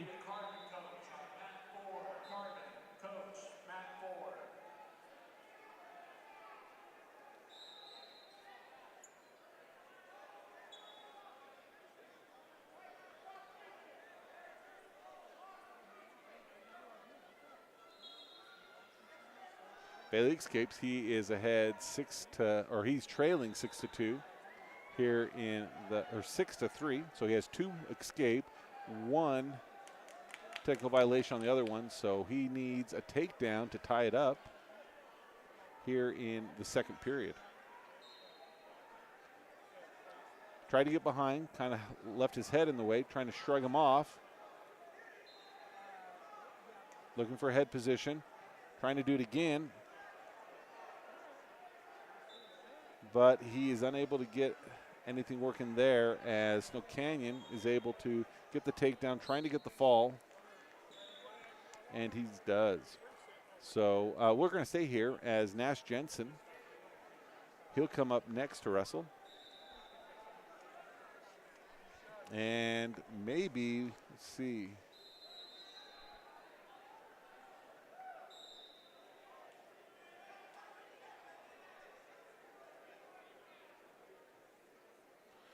So we have multiple wrestlers on deck. Jenkins of Delta, Manus of Delta, both coming up.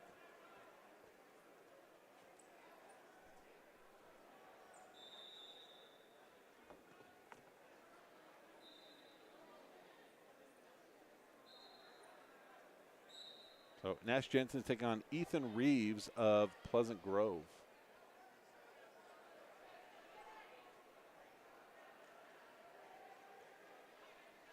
Ethan Reeves only shows a track wrestling record of 2-0, and Jensen of Delta has a track record of 11-2. Reeves a senior, Jensen a freshman.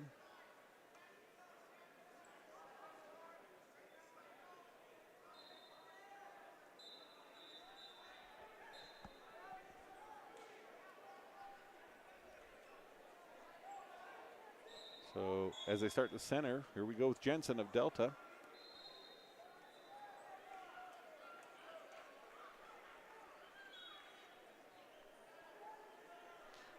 We have another wrestler on the JV mat. I'm going to try and bring that one up and see who it is as Pleasant Grove wrestler gets the takedown.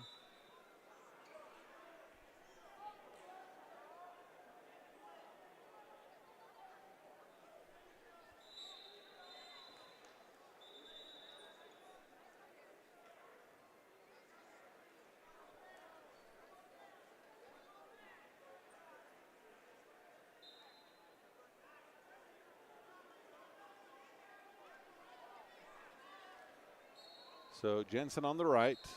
Can't see just yet who's on the left.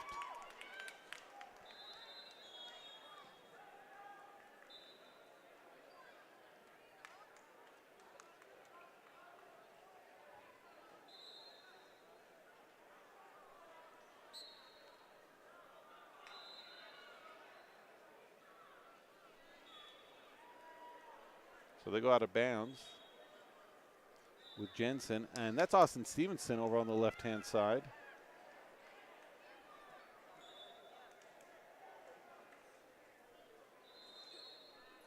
And he got the fall and will progress. So Jensen of Delta,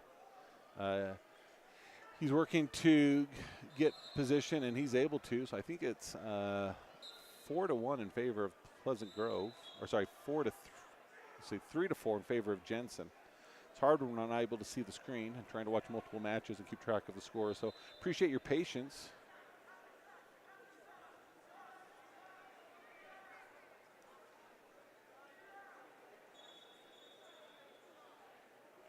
Okay, as they get towards the edge, official restart.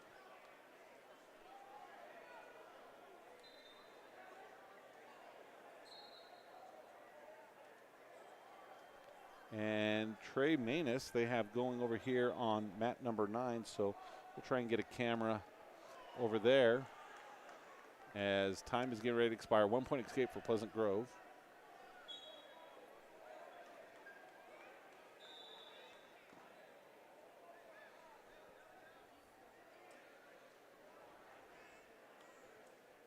So Jensen on the left, Manus on the right.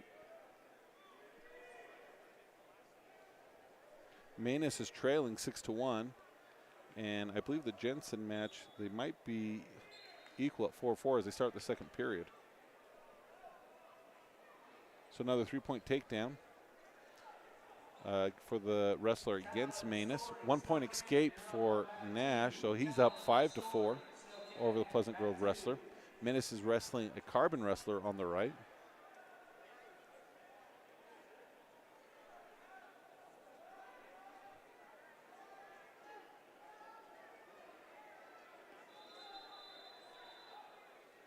Okay, going out of bounds, Jensen's able to get the takedown, so he should be up 8-4.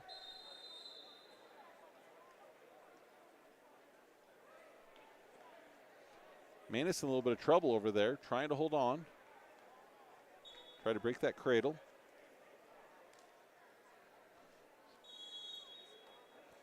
So Jensen on the left mat, Manus on the right. So Manus now trails 13-1 on the right as Jensen of Delta, I believe he's up 8-4. And starting on mat number 8 is Kyler Jenkins. And he's going to pin his man, before, I think before we're able to get a camera on there.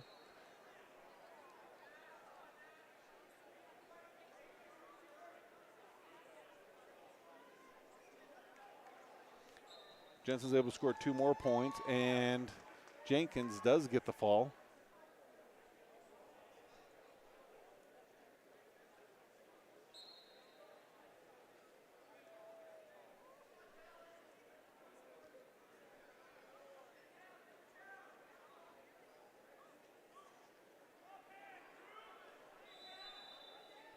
So that should be a tech fall for the Carbon Wrestler against Manus. And Nash Jensen, he continues to lead in the second period, 10-4 as we're getting close. And he's holding on to that foot, which was the count, but then he gets some near fall. So he's now up 12-4 as they enter this third period. Jensen of Delta taking on Reeves of Pleasant Grove. Delta's freshman against Pleasant Grove's senior. Start to neutral. Nash quick to get a leg.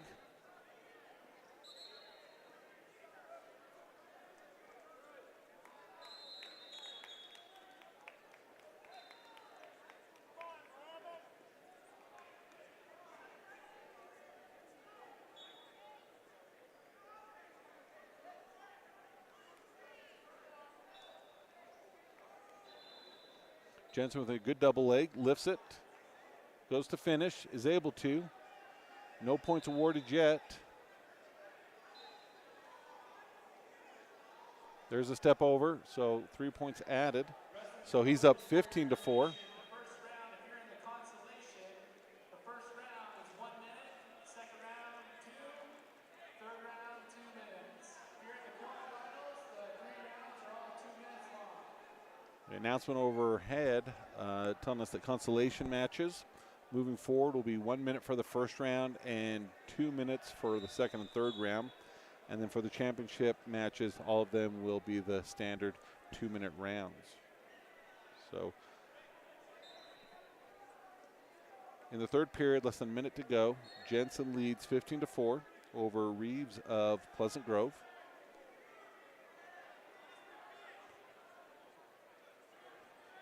He's in the quarterfinal championship, so with this, he will be no worse than 6th tomorrow, and will be wrestling in the semifinals, trying to get an opportunity to move into the finals.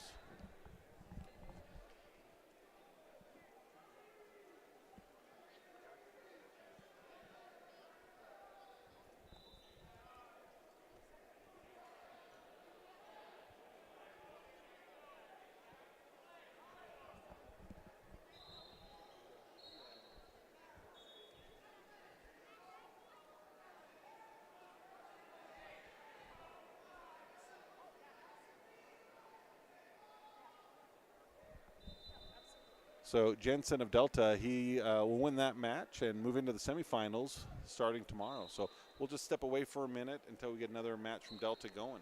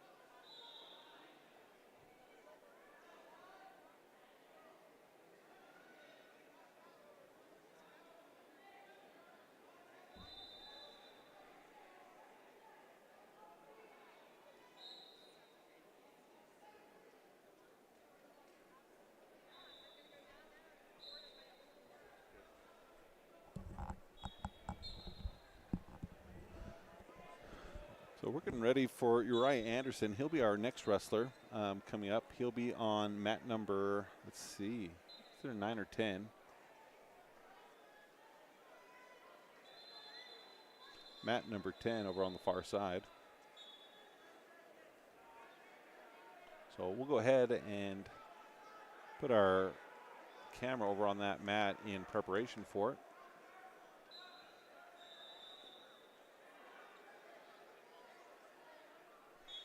Wrestling now, over there is our Arturo Gurtez of Monticello taking on Asher Schwinn of Hurricane. Cage Bunker has just been given a mat assignment to mat number 7. So we'll bring you that one Brett Chandler, Spokane, you're up on mat 2. Brett Chandler, Spokane, mat 2. when it's time. So we'll get that one sorted so when it's time we have that one ready to go.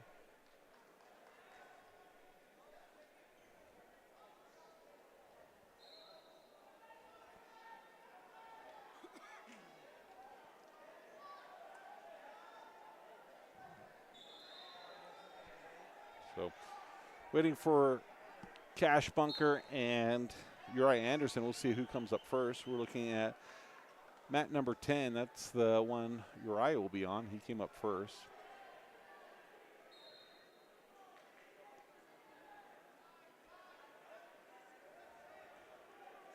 Attention spectators. And so far, those are the only two that have Raffle tickets being matches assigned to them right now.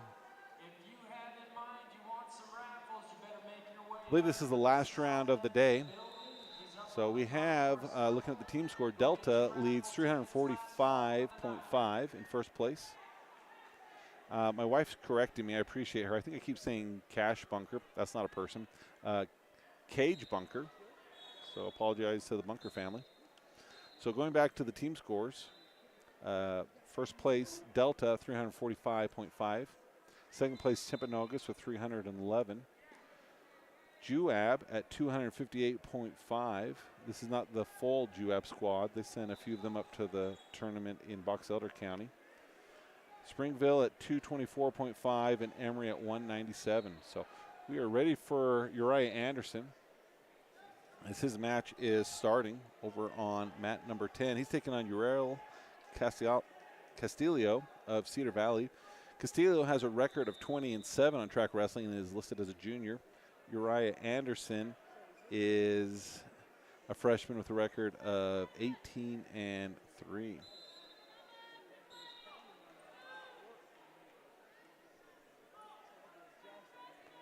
Oh, throws. Nothing happens for either wrestler as they near the edge of the mat. Okay, that's going to end this other match. So we're going to have Bunker starting, so we're going to bring that one up.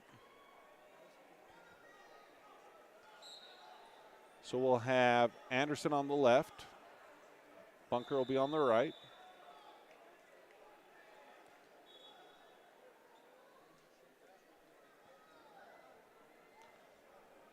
Bunker, a senior, has a record of 19-3 on the season. He's taking on Dixon Peacock, a junior who's only listed with one match on the season.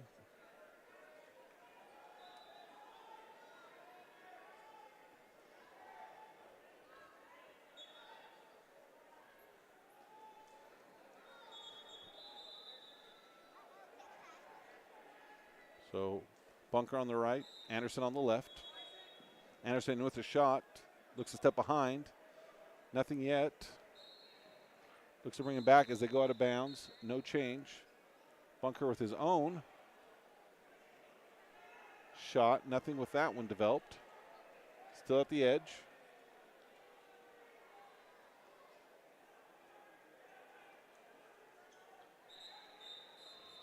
So Bunker goes out of bounds. Anderson still in the first period. Scoreless.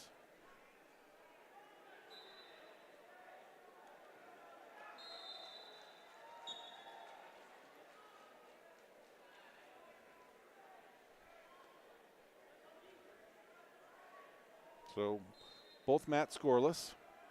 Anderson on the left, Bunker on the right. Coaches and wrestlers, just as a reminder, there's 4 boys varsity rounds, so we're So Peacock of Emory gets the takedown. 52 seconds to go in the first period. Peacock placed 5th last year at the state tournament. Bunker of Delta placed 3rd.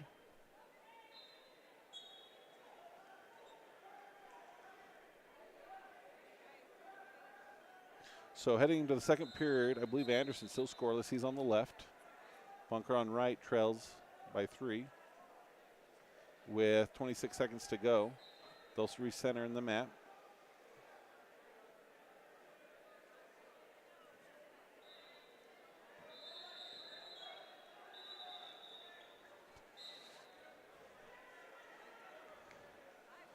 Okay, no change for Bunker. Anderson's choice, he defers. Castillo of Cedar Valley is going to choose neutral.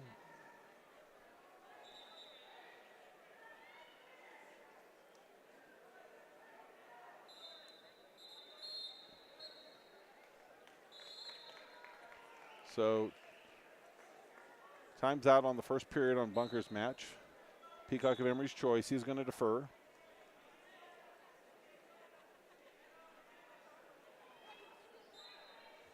And Peacock will be bottom.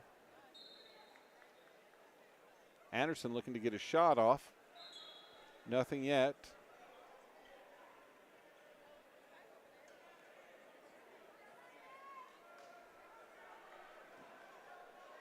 Anderson in trouble as he's taken to his back.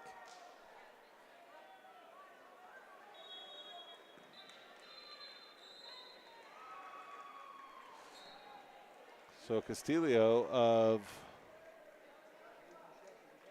let's see, Cedar Valley defeats Anderson of Delta. So we'll draw our better camera here to Cage Bunker's match and give our full attention there. As we're in the second period, 1:20 to go. He's down 4-0. No change yet.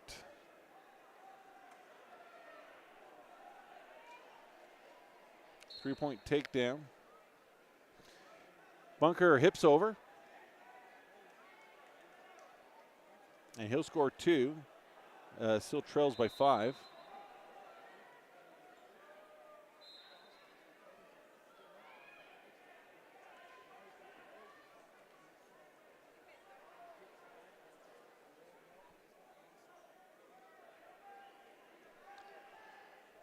We have Ian Bryan, who's on deck on mat number 5, so we'll keep an eye for him as Cage Bunker. 30 seconds to go in the second period. He needs to find some points, hopefully before this period ends, as he brings the arm across the back. 20 seconds.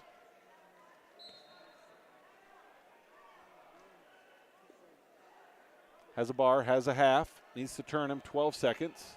Needs to turn to get some near fall. 5 seconds. He's able to get some counts. 1, 2. Did he give 3? How many did he give? 4 counts. So that will make it 6-7. He trails by 1.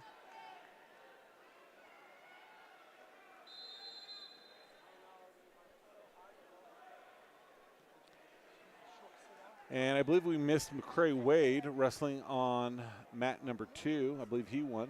We appreciate those of you who send text messages letting me know what is happening. With 10 mats here, a lot of busyness that's happening. So Bunker chooses bottom. We're into the third period. And he's come on this last part of the match. McCray Wade teched his kid. So Bunker, as Emory looks to cradle, Bunker tried to get a leg, and Bunker in a little bit of trouble right now. Needs to get out of that.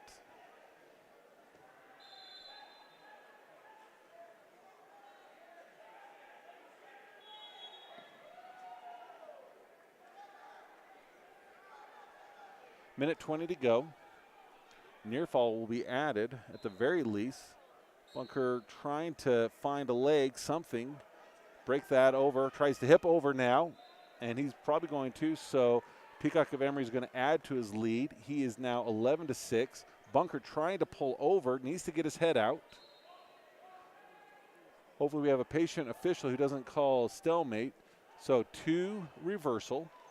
Bunker's down by 3, 50 seconds to go in this third period quarterfinal match. Winner will move on to the semifinals. Peacock kicks out. He'll extend his lead. And now, anything yet? Nothing yet, nothing yet. Ref indicated first a takedown, 34 seconds. Bunker's trailing by 4. But no one has been given control. And they'll come out of bounds. So 22 seconds left. Bunker trails by 4. Score is 12-8 in favor of Peacock of Emory.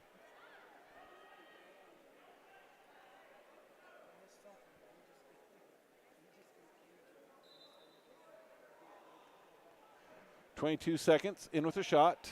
Elevate, elevate. Turns in. Nothing. 12 seconds.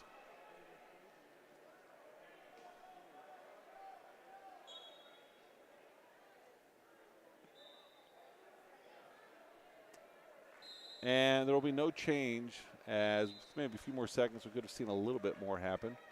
So Peacock will advance. Bunker will drop into the consolation, and we look forward to him coming through the back door and helping to score a lot of points for both himself and the team.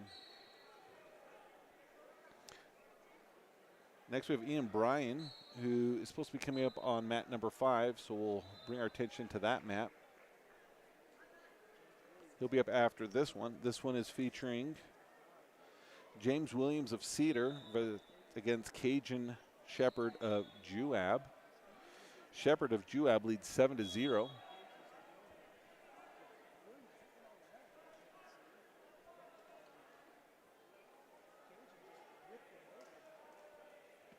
Shepherd looking to step behind. And Juab Wrestler is going to extend his lead 10-0. They have a minute 36 to go in the second period. Now on, let's see.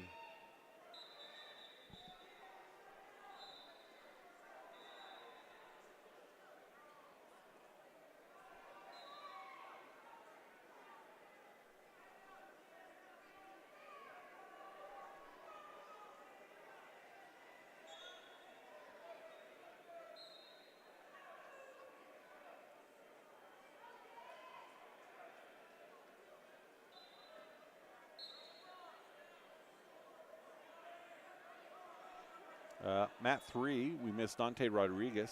He won by fall over Story of Snow Canyon.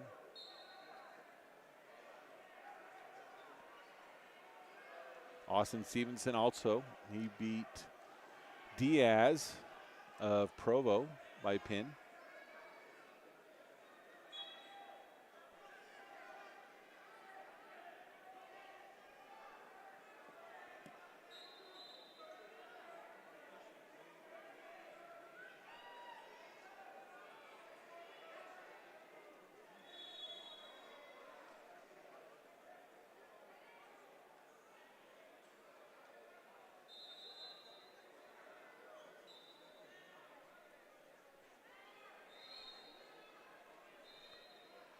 So as we wait for this match to complete, Juab's ahead 10-0, and they'll end the second period.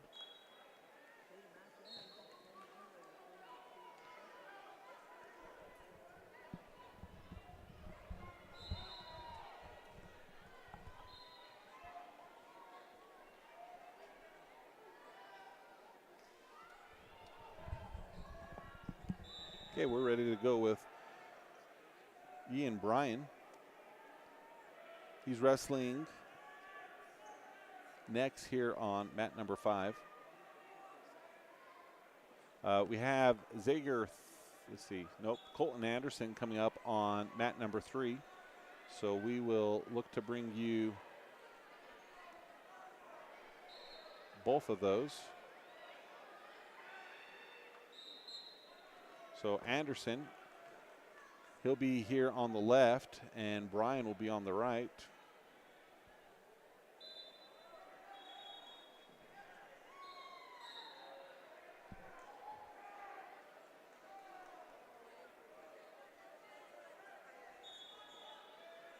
So both start beginning of the first round. No point scored yet as Brian is taken down. He's taking on Parker Harvey of Timpanogos, a senior with a record of 18-10.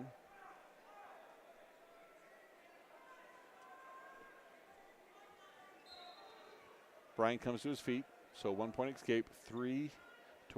Brian's on the right-hand screen. Colton Anderson, he's on the left hand. Another takedown for Timpanogos. He extends 6-1.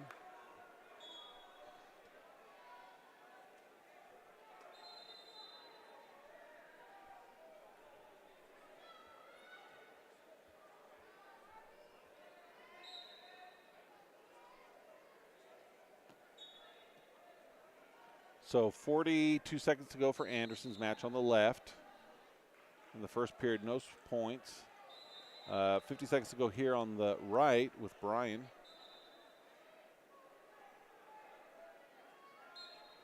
And then Harvey Walgreen is on 7. And so we'll bring our attention over to the varsity match. So Harvey Walgreen is our left match. Ian Bryan is our right, and we'll give you updates on Colton Anderson, who's off screen.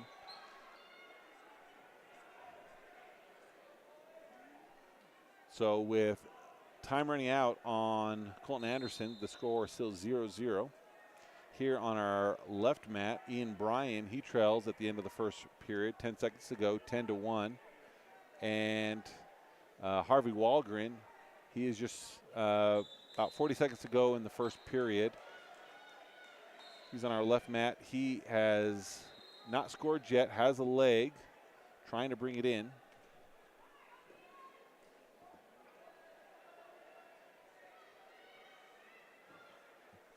Timpanogos wants to go neutral. Over on Colton Anderson's, he got a reversal and now leads by 2, trying to get some near fall.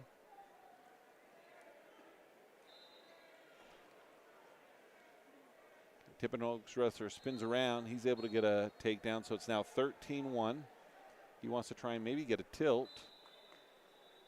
So as time expires in Walgren's first period, it remains scoreless, 0-0.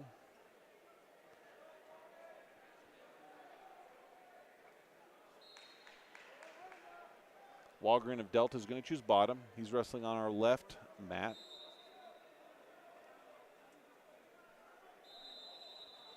Colton Anderson of Delta got some near fall. He now is up 4-0 with about 56 seconds to go in the first period. Harvey Walgren, he's on the left mat. He is just starting his second period. Score is 0-0. Timpanogos wrestler, he lets up Brian. He's going to try and finish this with a takedown. And that should, nope, I guess it's only 13-2. Not a tech fall yet. Brian tries to come to his feet, is able to.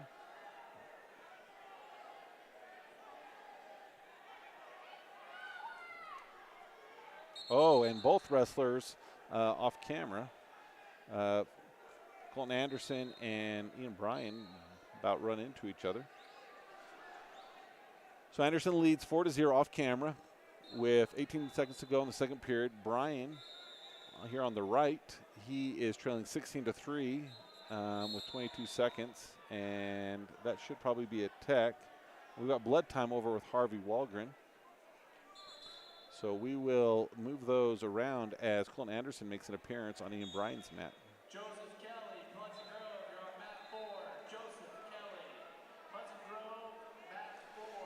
So now we have Colton Anderson displayed on our left, and Harvey Walgren is on our right, but he's got some nose bleeding that they've just stopped, so he's leading 2-0.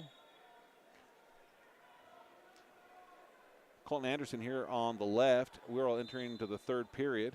It's going to be Richfield's choice.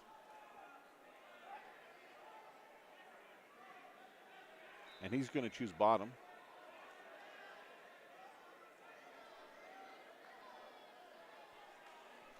Walgren's got 50 seconds to go in the second period, up by 2.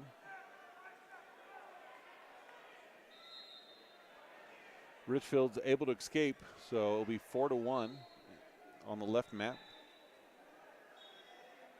Richfield in with their own shot. Some rolling over on the far side as Harvey gives up a reversal.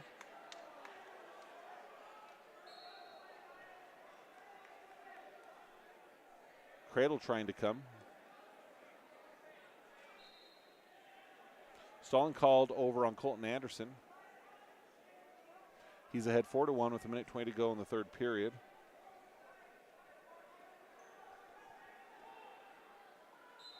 Walgren of Delta tied 2-2 at the end of the second period.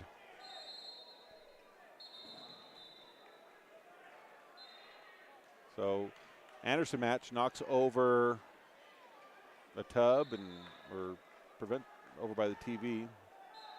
Minute 5 to go in the third period. He leads 4-1. Walgren covers as he's tied 2-2. No points scored with Anderson as they go out of bounds. Walgren's taking on Scott Keller, senior out of Bountiful, with a record of 2-1. Walgren, a freshman with a record of 12-4.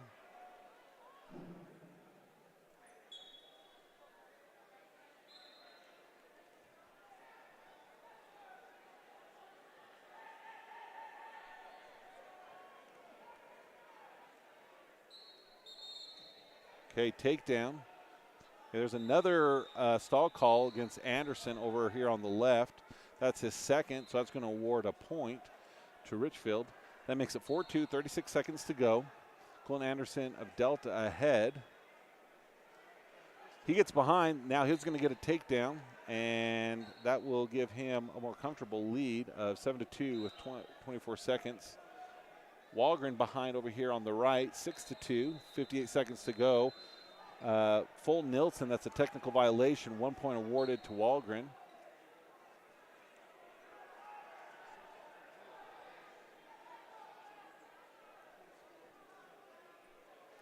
Anderson of Delta, time is running out, and so he'll leave this match ahead 7-2, and we'll continue in the JV tournament. Walgren, we'll give our full attention over there. He is trailing 6-3, 48 seconds to go.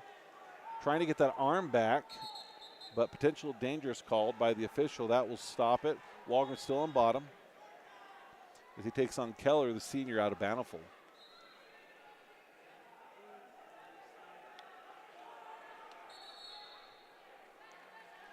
Walgren moving, switches, goes the other direction. He needs at least 3 to get to overtime. 25 seconds to go. Trying to get around, 20 seconds. Okay, he is ahead, or he's behind by 1 point, 6-5. 10 seconds, something needs to happen. Walgren looking for a way to turn him, 5 seconds. I don't know if there will be enough, he needs it. 2, 1, and a good match, but Walgren, he will lose by 1 point to the senior Keller out of Bountiful. Okay. So we're going to move our camera over to mat number 6. This is where we'll see Carter Anderson of Delta coming up here shortly.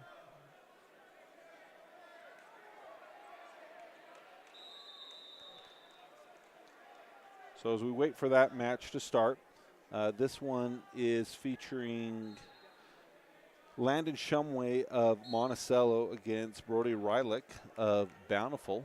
Monticello is in the orange, Bountiful is in the black and gray mixed, and they're just starting this first period. So I'll step away until we get another wrestler, which we expect to probably be Carter Anderson here on mat number 6 where the camera is showing.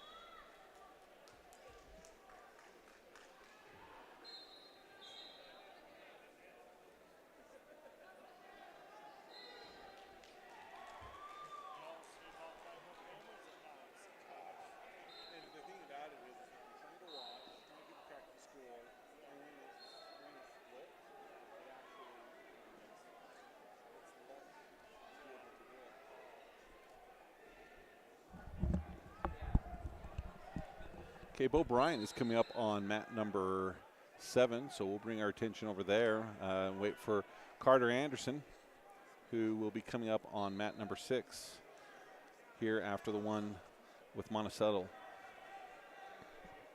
Bryan, the freshman for Delta, placed second last year in the junior high state tournament. He's taking on a wrestler from Snow Canyon. Guyman, a senior with a record of 16-0 on track wrestling. So nothing yet.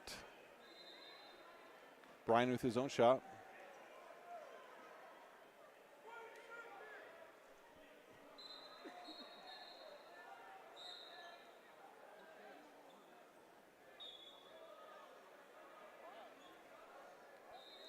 Okay, and here comes the first awarded points. So Snow Canyon wrestler gets a 3-point takedown, but lets Bryan up. 1-point escape, 3-1 here in the first period with a minute 10 left to go.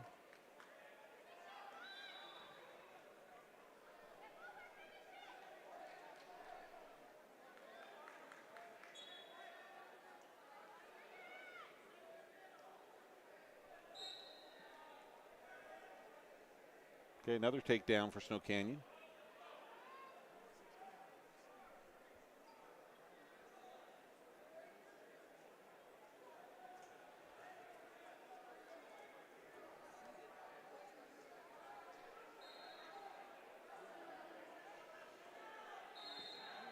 Okay, Bryan looking to score now. Needs to get spin behind as he trails 6-1, 27 seconds to go here in the first period. Near the edge. Coaches are indicating they want a 1-point escape, and he gets it. 13 seconds.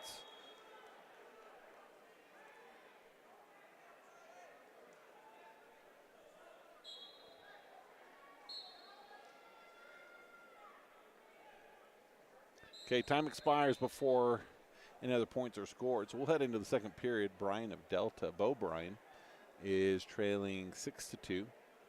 Snow Canyon's choice, he defers. Bryan looks to the coach, and he's going to choose bottom. And we'll start this second period.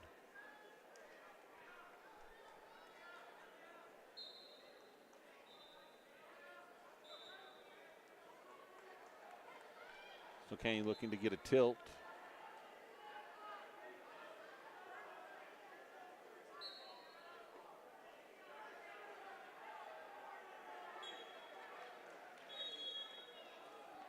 Near fall being counted.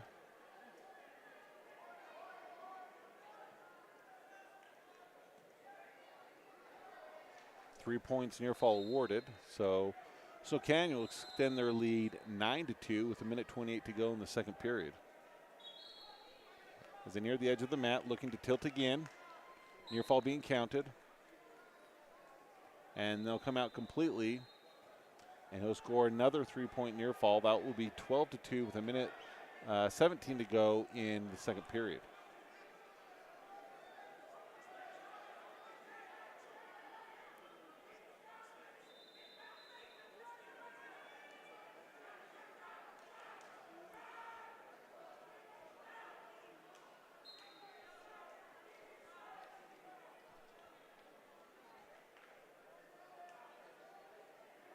So Kane likes to go to that tilt. It's been very effective for him.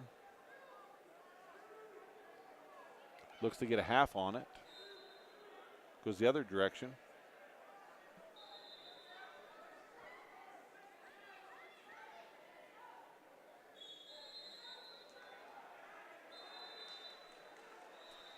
More near fall being counted. 39 seconds to go.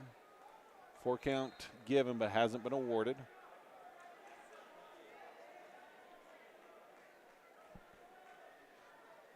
Now it has. Maybe it was just 2 points. Thought he counted 4. Here's some more.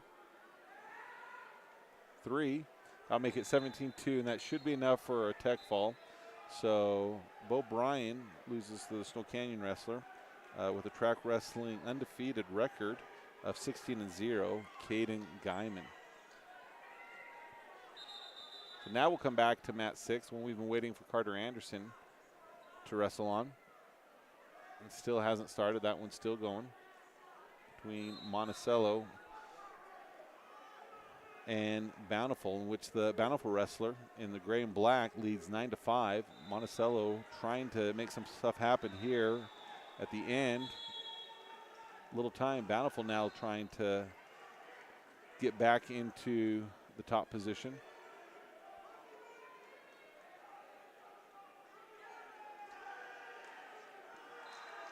And as he tries to kind of do some type of last minute throw, Monticello's going to end up on his back. That will be enough points that will secure Bountiful's win, and maybe he'll get a fall with less than a minute to go. Not sure exactly how much.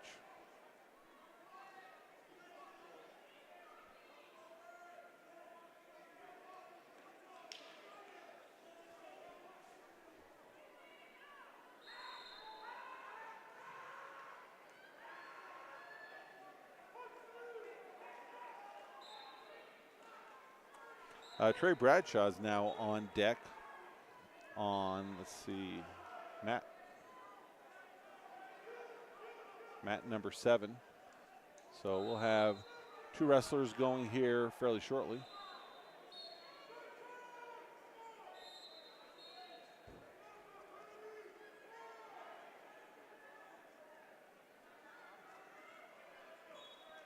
Okay, time has expired on the match that we've been waiting for.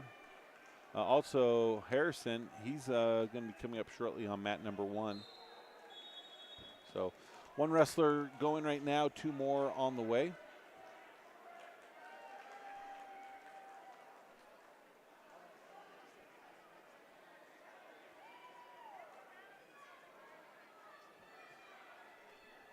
Our next wrestler is junior from Delta, Carter Anderson.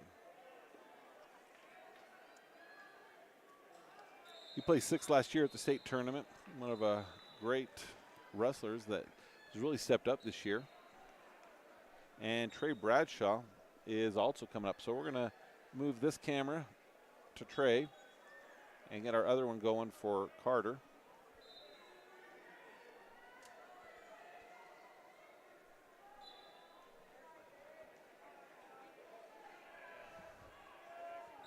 As Carter gets the takedown, getting near falls, we try to get focus in on him. He might not give us time to make that happen. Anderson taking on Boston Devlin of Crimson Cliffs. Crimson Cliffs is coached by Storm Singleton. And Carter Anderson gets the fall early in the first period. Trey Bradshaw, he's wrestling on mat number 7. He was waiting for his opponent. We'll position this other camera over here for Bobby Harrison.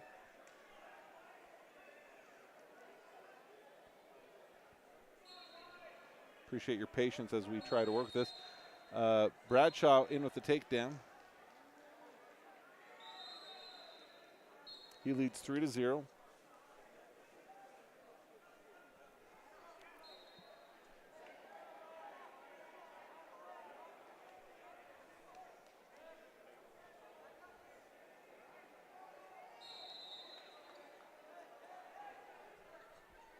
So Bradshaw now is up 6-0. And Harrison starting his mat on number 1 here on the left-hand side.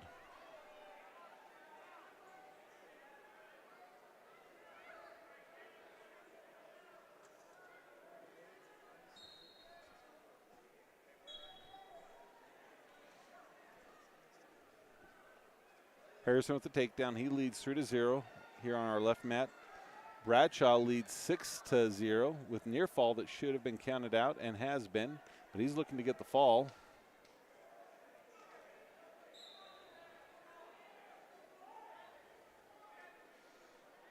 .42 seconds to go in Bradshaw's match as he gets the fall before he needs any more.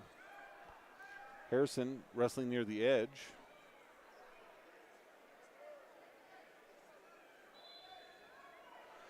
So Trey Bradshaw advances to the semifinals that will be starting tomorrow.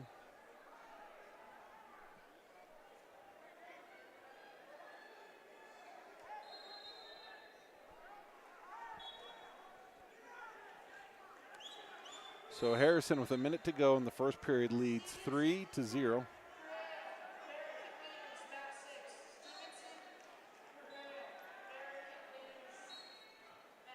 Okay, Harrison gets the fall against his wrestler from Snow Canyon. So I think we have a little break in the action for a moment for Delta. If we see any other matches of note, we'll bring them to you.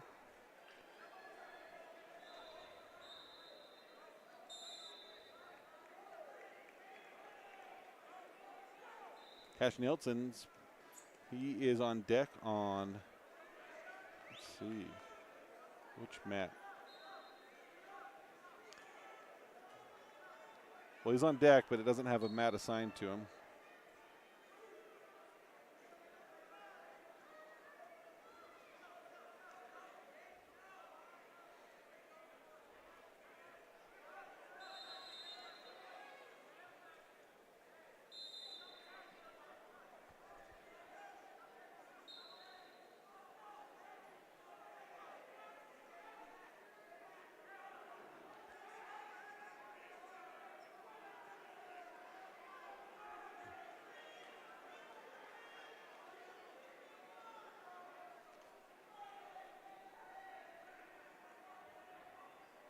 So it looks like they might start using some of the JV matches, mats for the varsity matches.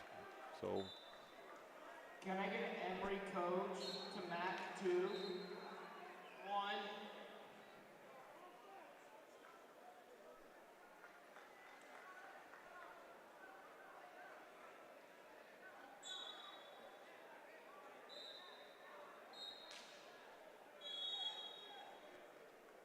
So Delta will be back tomorrow wrestling in the second day here at the Winter Classic being held in Richfield at Severe Valley Center.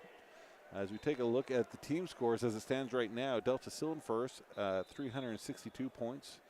Second place, Timpanogos, 337. Juab, 268.5. Springville, 224.5. And Emory is 212.5 to round out the top 5. So Cash Nielsen is on deck. We're looking for him, and then we have a few other wrestlers that we expect to be able to see. Carson Nielsen, Cole Bailey, a few others.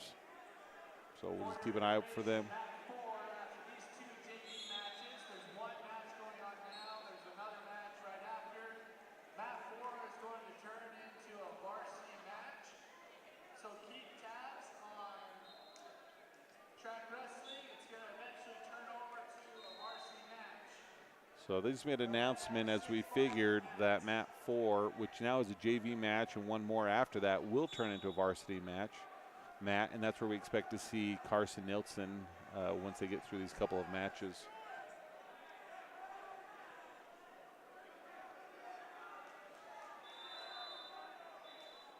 As we wait, we'll do a run through on the results of how it's gone for Delta today. At 106 pounds, Trayton Manus, he has won his first 2 matches and then lost his next 2 in the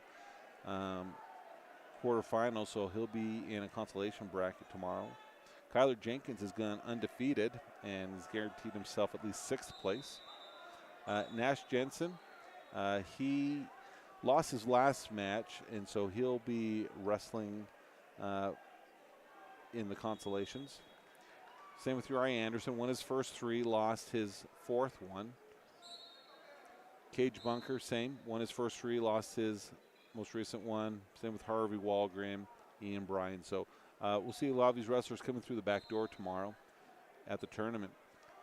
138 pounds, Carter Anderson has won 2, has won 3 and lost 1. So the way this tournament kind of works is they do kind of a seeding round and then they kind of place them around. So the top wrestlers will be wrestling for 1st through 6th. Other wrestlers may be wrestling 8th through 12th, and then the lower ones like 16 through 13.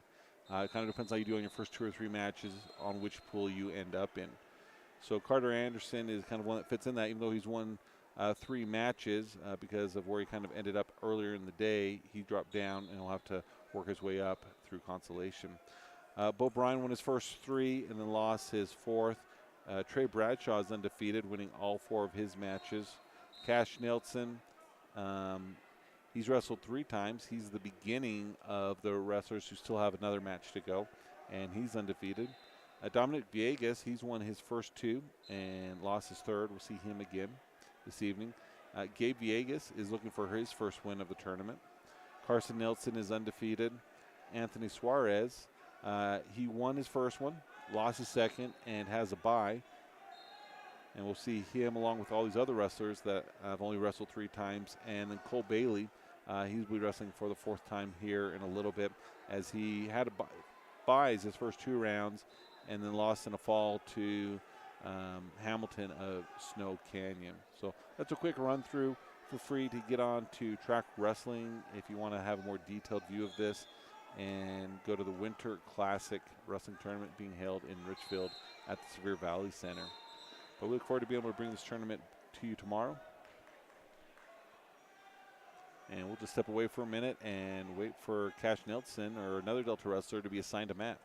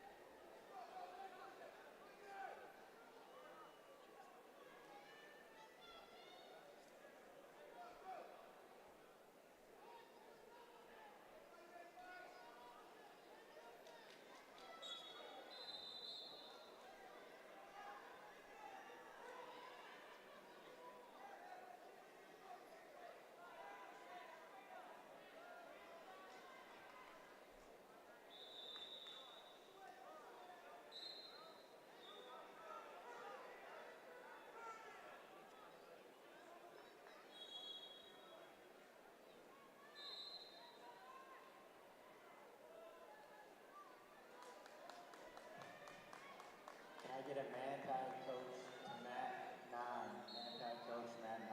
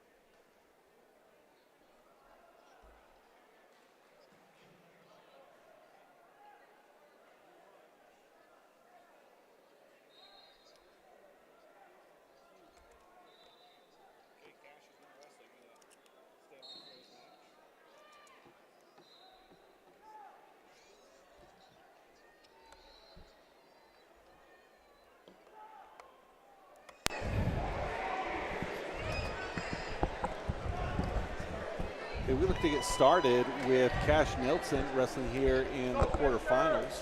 And I'm joined now with one of the Delta wrestlers, Manny Lopez. Hello, hello. So Manny, as we're kind of waiting for this match to start, you're maybe a wrestler that, you know, as a freshman, some of our other listeners don't know much about you yet. When did you start wrestling? I started in 7th grade, actually. Yeah. This is your third year wrestling? This is my 3rd year. Yeah, you seem to have a really good wrestling ability on your feet. Yeah. My top game needs a little bit of work, but feet, I'm fine, yeah. Yeah, you do well. So Cash Nelson, he's wrestling now. He's taking on James Knutson, a senior out of Provo, with a track wrestling record of only 4-6. Cash has a track wrestling record of 22-2 as he gets the takedown, trying to get a little bit more than that as they near kind of the edge. Tries to get a little bit of a tilt. There's a swipe, not much more coming from that. Yeah, Cash is a really good wrestler everywhere, on bottom, top, on his neutral game is great.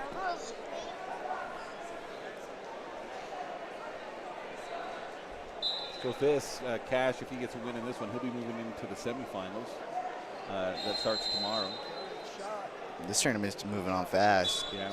It was scheduled to be done at 9 o'clock, but I think they're going to be done here probably Man. closer to 7:30. Probably 8, maybe. 8 at the latest. Yeah.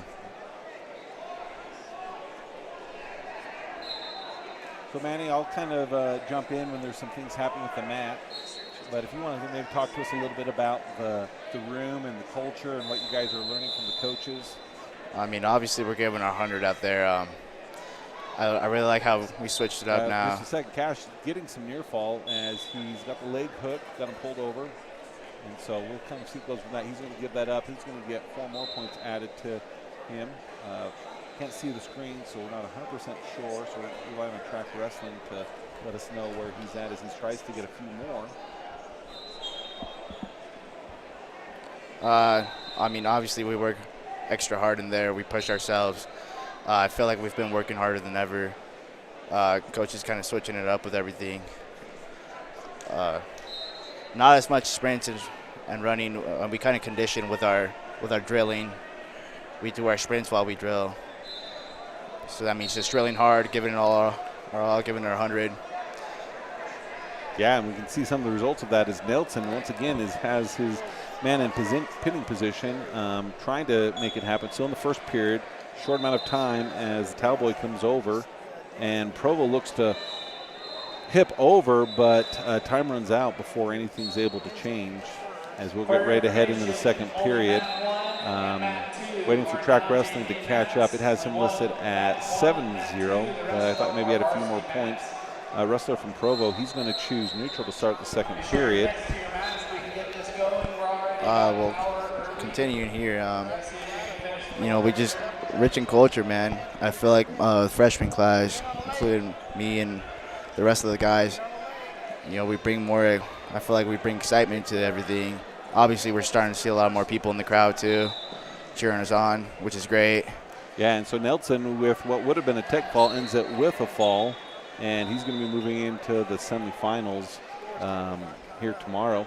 As Carson Nelson makes his way over to one of these mats, and looks like he's been assigned mat number 3, so they've moved another JV mat.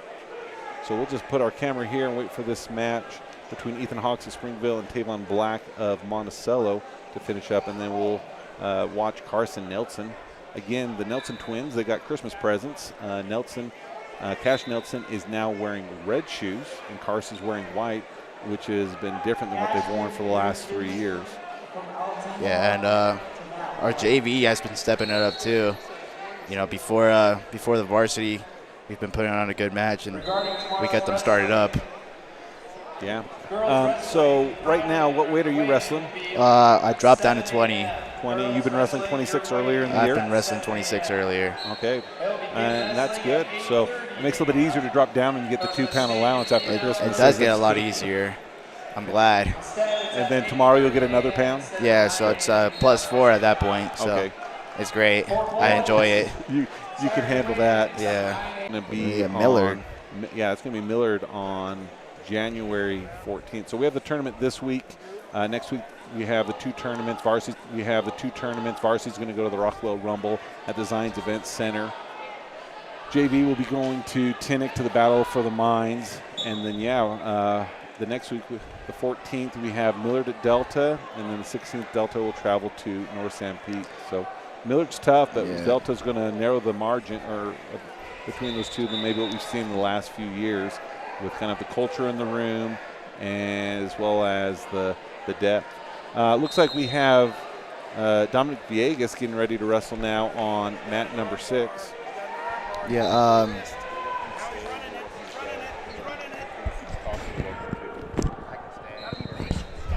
So Manny's going to stay with me for a while, unless he wants to tag over with Trey and McCray, who are just over here watching. But Dominic is starting here on mat number 6. Yeah. The Millard duel should be a great duel. I feel like everybody expects Millard, just to dominate us like past years. But no, I mean, we got a great room in here this year. And it's just going to dominate. So some throwing happening over there, and Vegas not able to end up in the correct side of that throw as he gets the takedown taken against him, as well as near fall's already been counted. Officials down at the bottom looking. Vegas, one who won't quit when he's on bottom, but needs to get a little bit better position. But unfortunately, that is going to not end up well as he loses it here in the first. But great wrestler. I think he's one that we're going to see over the next 2 years especially. He's going to be a big contributor and take some varsity position as we're need some bigger guys. I think he'll be one of those bigger guys, maybe 175 by his senior year. Yeah, I mean, his brother Gabe's in there too, and he's a great leader too.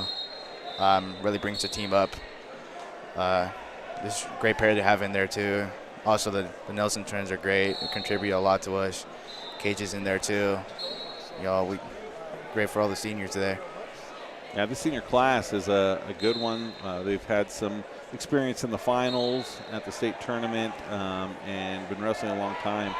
So they're providing that needed leadership that's going to go hand in hand with the big crop of freshmen that have come in, and that will set an example moving forward of what, as you guys step into that role in the next couple of years. We have the groups that are following you that should all bode well, as we have a strong junior high program that's coming up behind you guys.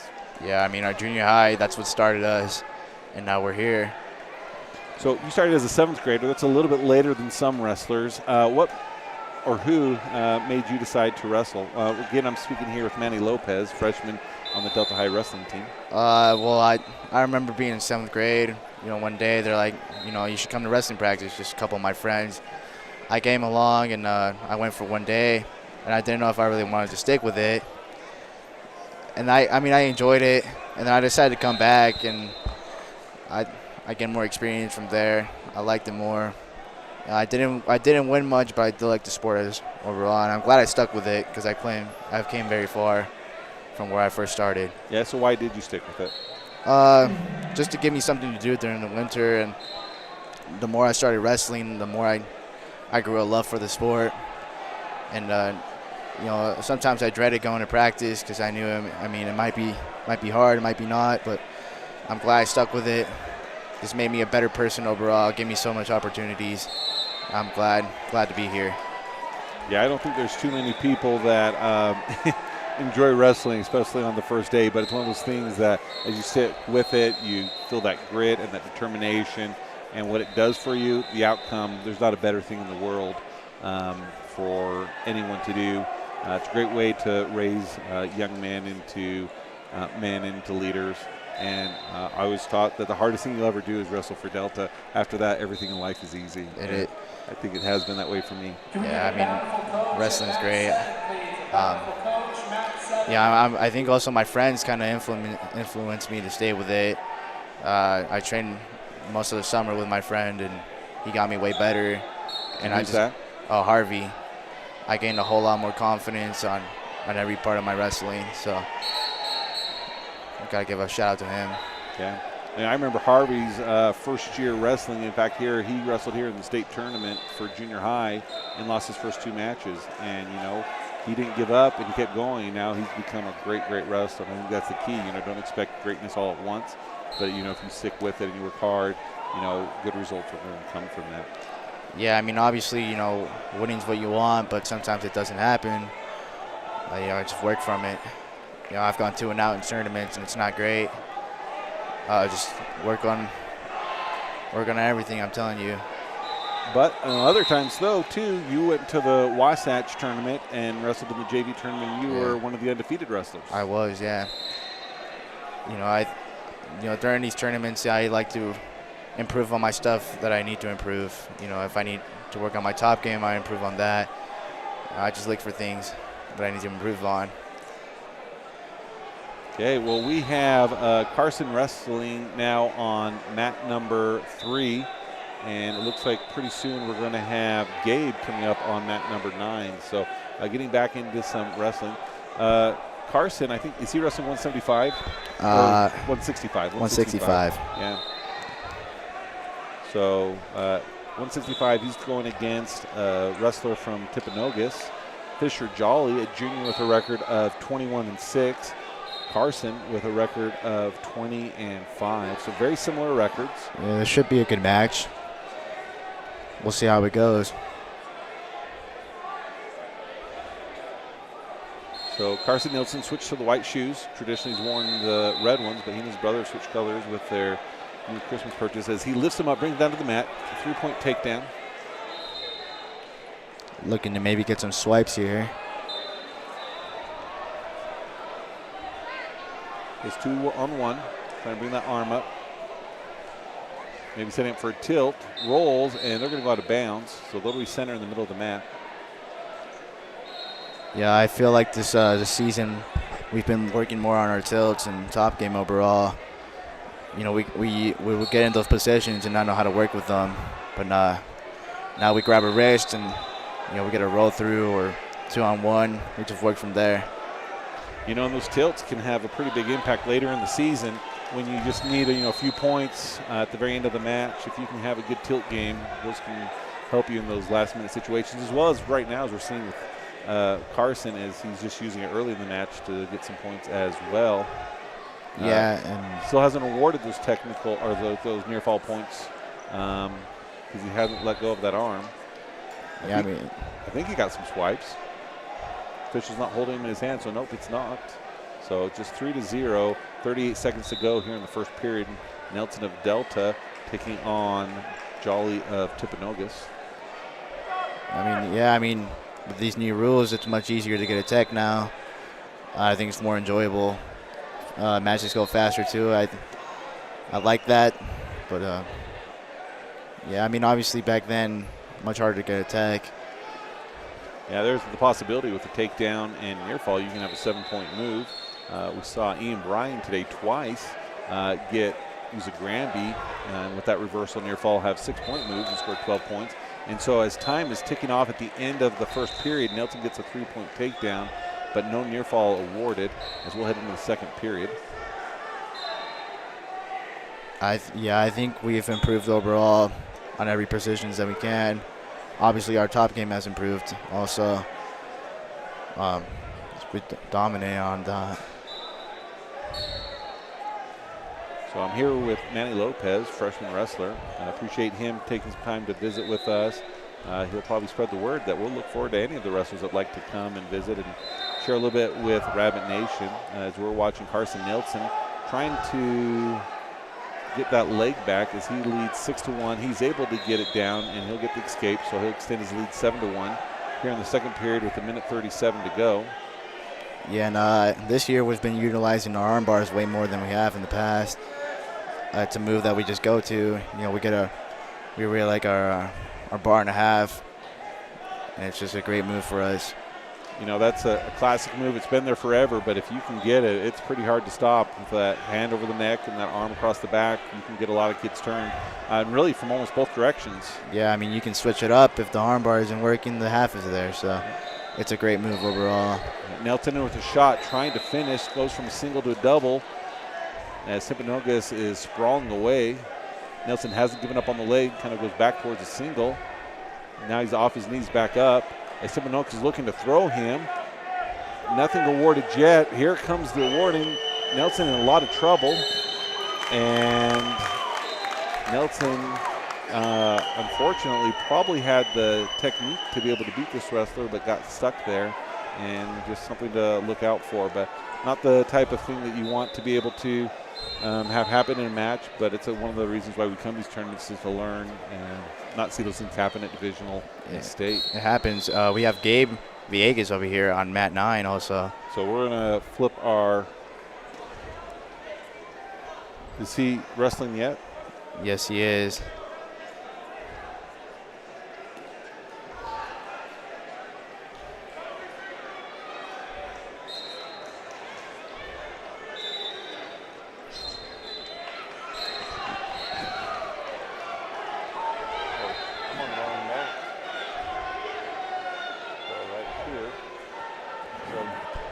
So Gabe Villegas, 175 pounds. At the end of the first period, he is trailing by 3. It's his choice. He defers.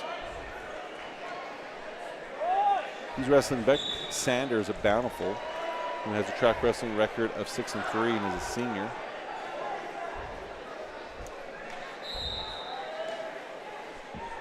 Yeah, I mean, Gabe is just one of those seniors that likes to push us in there. Yeah, he's a big part of the team, too.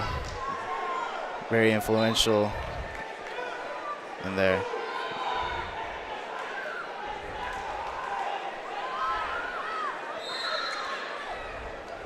So it looks like he's trying to get 2-on-1. Yeah, I mean, we really like that 2-on-1 too. You know, if we can get that, we find a way to turn it, or you know, we work our bar in. So.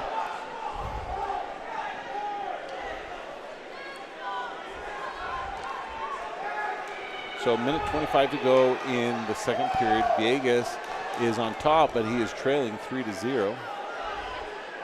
As Beck of Bountiful tries to stand up, Villegas able to bring him back down to the mat.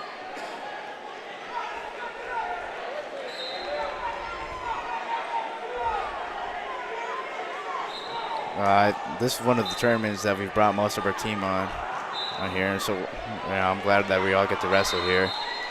Yeah, a lot of your tournaments that you guys have been to so far have been dual tournaments, which as a spectator, I really enjoy. But the state limits you on how many you can have. And so you guys had 2, and then you were going to go to a third one, but they canceled it, which probably wasn't the worst thing for Delta, because you guys had quite a bit of sickness go through you guys. Yeah, it's spread within Manti, and it hit us too pretty heavily this past week. And you know, we had the Beehive 25 going on, and you know, a lot of us couldn't go. So yeah, a lot of people were invited to that, and I think it was only 4 that ended up getting to wrestle. Yeah, I think it was Tristan Nash, Trey Bradshaw, there's a lot of other guys. Yeah, so Nash Jensen, he took second. Yeah, he took second. And then how did Trey Bradshaw do? He took third. And then I think Trey Manus, out of the top 25 wrestlers at that weight, he was ninth. He did place ninth. Yeah, so good showing. But we had a few other wrestlers, Cash and Carson, Harvey. Who else was some other ones that because of sickness were able to wrestle? Uriah Cage was in there too. Cage, yeah. You know, sickness is a horrible thing. No, but I'd rather have it now in the season than closer divisionals. So hopefully whatever is going around, you guys have all had, and when we get closer to divisionals coming up in a month, in fact a month from today, we won't have to worry about that sickness affecting the team. You guys can all be healthy, ready to go. So it looks like Anthony Suarez has been put on deck on mat number 10. So we'll stay here with Gabe Villegas as he is trailing 3-0.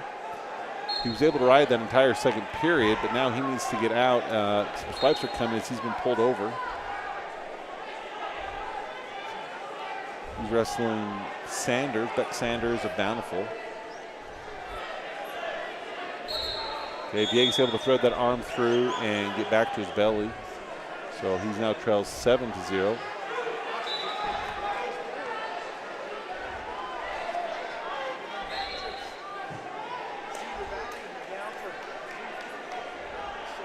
A minute to go in the third period. Maybe looking to fight off here. Yeah. Trying to roll through, nothing. Trying to get that arm through again like he did before. So 45 seconds to go in this 165-pound match. Can we get a bountiful and then not able to get out of it, but wrestled tough, didn't give up. We now have Anthony Suarez, who's on deck on mat number 10. So we'll go ahead and position the camera over there so we're ready to go when it's time. Wrestling over there, just if you're interested, is Devon Byers of Emory. He's trailing Braden Covington of Dixie. Dixie in the blue, Emory in the black. Yeah, I mean, up next we have Anthony for his first year. I mean, he's learned a lot. You know, it's obviously it's hard coming into high school, you know, it's his senior year, not knowing much, but he's worked through and he's learned a lot. Yeah, he's just a big, tough, physical kid. Yeah. And that's a great thing, you know, for those upper weights, and he's going to make some good things happen. He's really only wrestled for a month and a half, but he's got another month that he can learn a whole bunch. And if he can just get 2 or 3 moves done really, really well, he's going to surprise some people at the divisional and state tournament, I think. Yeah, I mean, definitely he'll have, you know, a great show at divisionals and state. You know, that's what we're hoping for here. You know, it's what we're hoping for all of our guys here. So this is the last round here at the Winter Classic here at the SV Center in Richfield. And then tomorrow we'll be back. I can see Alan Mendez. He is coming up now on mat number 1. So we're going to bring our attention to him. And then if Anthony comes on, we'll get another camera going and be able to do him. Alan, he is such a fun wrestler. He's got, you know, some really exciting moves that, you know, just I don't think those other wrestlers see coming, and and he's fun. Yeah, I mean, obviously he brings a lot of people to the home duels. You know, they're all just kind of watching for him. You know, he catches a lot of guys off guard with them throws. You might not expect it, but he hits it.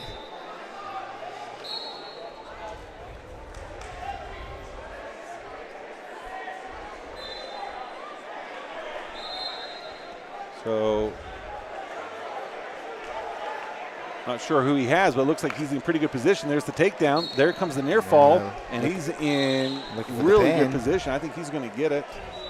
And there he we does. go. Probably just 10, 15 seconds is all it took for Big Al to come away with a win. He's done really well in the JV tournaments and has been had some really good matches at home. He's won both of his varsity matches when we've had home duels. Wrestling Twilla, he won the last match of the night, and that cemented Delta's, I think it was 78 to 0. Yeah.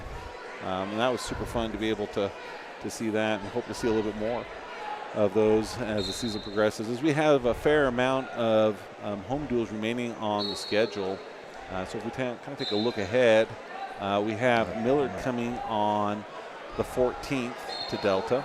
We got Canyon View up there somewhere. Yeah. Delta will travel to North St. Pete on the 16th. And then to end the regular season, we have 2 home duels on January 21st. North Sevier will come to Delta, and then Canyon View will be our final home duel on the 23rd. So 3 out of our next 4 duels will all be at home. You know, obviously it's great. I mean, we'd love to see all the people there. You know, we hope they keep coming. You know, we hope to keep it excited, you know. You know, and this is a great time for people to start, you know, making their plans to attend divisionals as well as state. Divisionals are going to be held at Juab High School this year on January 31st and February 1st, so that's an easy one to go to. Delta should represent very, very well there. And then as we look at the state tournament, that's going to be at UCCU Center. Yeah, it's going to be there in Orem. A little change, not going to be here in Richfield, so making sure you don't head to the wrong spot. And that's going to be on a Wednesday, Thursday, February 12th and 13th. So come enjoy state wrestles, and you can still go home for the 14th and enjoy Valentine's Day with your spouse. But I really think that still the best place for Valentine's is state wrestling. There's a lot of years that that's where we've spent. So I don't know. Nothing more romantic than being at a wrestling tournament. I don't know. Probably not. But we have Cole Bailey, who's getting ready to come up. We have Anthony Suarez, who's ready to come up. And that will probably end at who's here to wrestle for Delta today. And then we'll be back tomorrow. So we're just looking for those 2 to be able to come out here pretty soon, as they both are being shown on deck. And we just need to have the matches in front of them. So Anthony's going to be on mat 10, so we'll swing our camera back over there. Yeah, I mean, our heavyweights and our 215s have been putting in work, and we've gotten the cardio up. We're working on a lot more throws, more upper body. Obviously, we still look for those legs, but when the throw's there, we hit it. Well, you kind of lost one of your bigger guys. Look at Zager Thatcher. That kid has trimmed down since the beginning of the season. Down. So I think he was wrestling. Did he wrestle 215 at the red and white duel, and now he's wrestling 175 here today? I mean, it's great. Nothing wrong with that. No, we love it. I mean, we don't want people to drop it. I think that's one of the good things about wrestling. It just that good work ethic helps a lot of things happen. We're on mat number 10, Anthony Suarez. He's getting ready to wrestle. He is a senior and a first-year wrestler. We talked about him a few moments ago. He's taking on Jace Robinson, a sophomore out of Richfield. So this is a preview of what we could see either at the divisional or state tournament, possibly, as these are both 3A schools. Richfield is in the same division as us. So Robinson with a track wrestling record of 7-6. And we'll keep our eye open for Cole Bailey, who's lined up to come up here pretty quick. Yeah, I mean, Anthony's just physical. He's aggressive. He's got really good clubs. Looks for underhooks, over ties, just keeps pounding on you. I think he's a good example of, just because you've never wrestled before, you don't need to not wrestle. So here he is as a senior, and he's come out to help the team. So whether, it's like you start when you're 7th grade, or him that's a senior, or anywhere in between, that's good. As Richfield able to get a double and get a 3-point takedown. So you'll probably notice that was a pretty fast round. They're doing the consolation rounds. First period is 1 minute, and then the second and third are 2 minutes as they normally are. So Anthony will be down.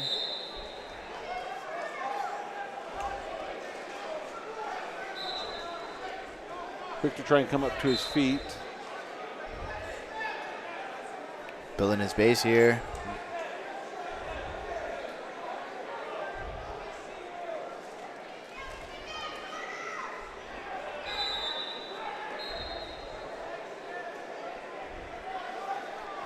As time progresses in the match, I think it's funner to see these big guys wrestle.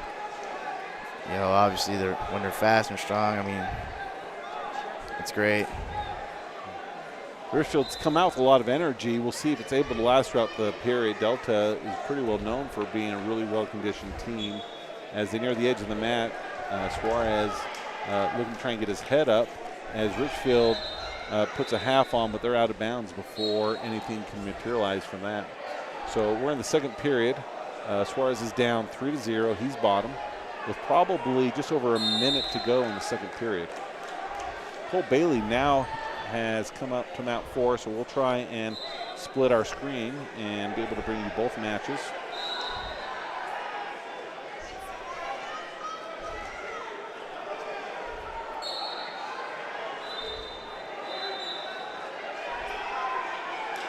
So if you want to kind of keep them going on Cole, I'll kind of keep them going on Anthony. So Anthony's still on bottom as Richfield's looking to get a half Cole here. I mean, he really likes his underhooks here. He's pretty physical. He likes, when you get him angry, he likes to pound on you. So we need to get him angry before every match. Yeah, we do need to get him angry. Okay, less than a minute to go, and Suarez, he's down 3-0 as he chose bottom, but now comes to his feet trying to get away. And he's able to get the 1-point escape, as there's probably about 15 seconds to go in the second period.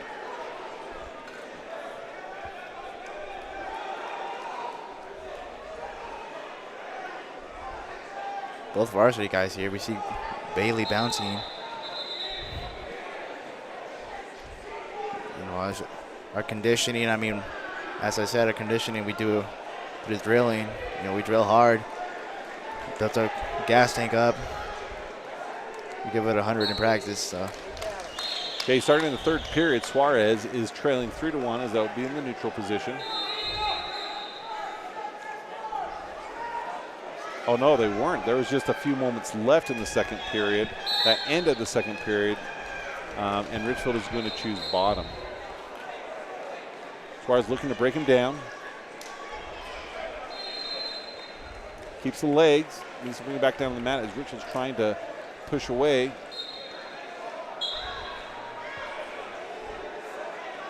Suarez not giving up on it as they near the edge. And we'll get a 2-point reversal in favor of Richfield with probably about 1:30 to go in the third period. Suarez trails 6-1. Bailey's here with a collar tie. I mean, trying to work something from it. Trying to work for a snap down here.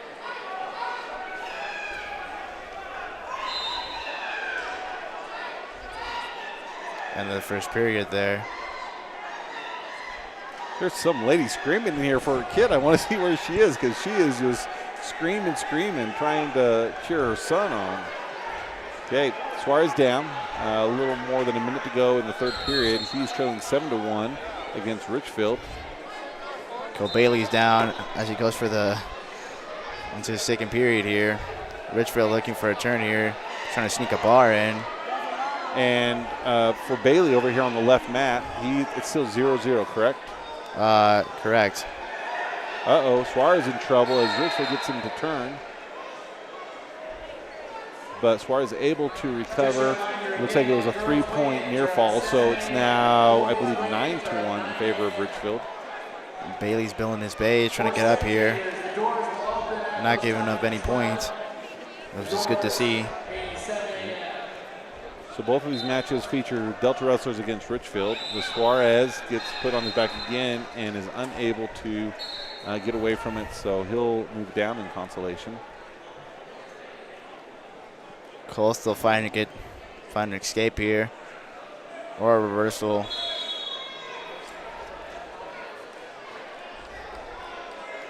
So we're in the second period. Score is still 0-0 as Bailey chose bottom to start the period. Richfield trying to get that arm back. Bailey's able to get a base, comes up. Official checks to see if they're locking underneath.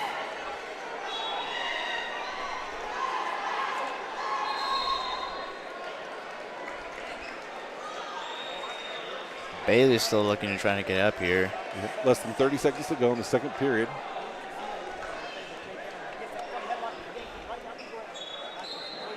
They're nearing the edge. Bailey tries to come up, but they're going to go out. Short amount of time left, probably about 15 seconds. We're not able to see the screen from here.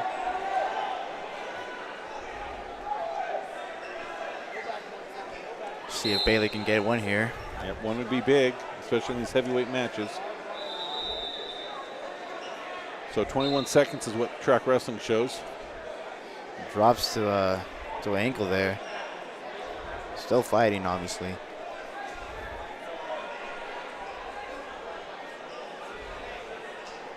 Less than 10 to go.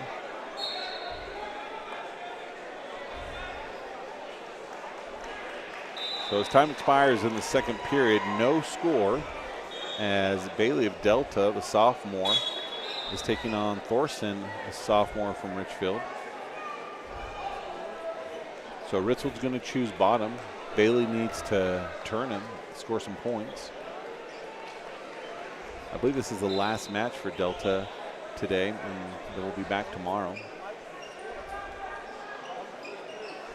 Bailey looking for a turn here. Trying to break him down.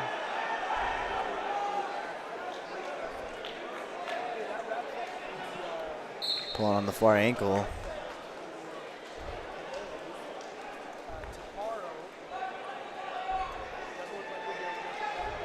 So in the third round, with over a minute to go, Bailey of Delta is scoreless against Richfield.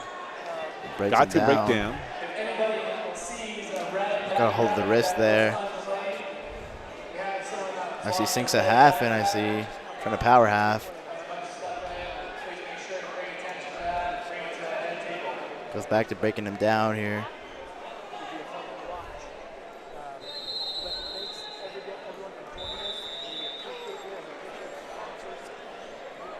So less than a minute to go in the third period. Bailey doing a good job of keeping him down, but needs to do a little bit more to get him turned. But at the very least, keep him down, and that way it will force overtime. Oh, as he loses it. There's an escape. But hopefully he can get repositioned. That's a 1-point escape for Richfield, and Bailey now will need to move his offense as he has probably about 40 seconds to score in order to win this match. Again, this is a 3A preview as these two will both meet in the divisionals potentially and Royal State. So these head-to-head matches also have a big impact on the way that seeding will happen. So this isn't just trying to do well in the tournament. This can have how they end up at the tournament for divisionals that are coming up 1 month from today at the in JUAB. Still to be determined whether it's at the high school or the Hive. So I'm guessing it'll probably be at the Hive. Bailey looking to score here, trying to snap him down, looking for something. Yep, a little more aggression as Thorson of Richfield pushes him away. Now Bailey's trying to progress. Okay, probably with the towel boy running out, less than 15 seconds to go. Bailey's trying to go.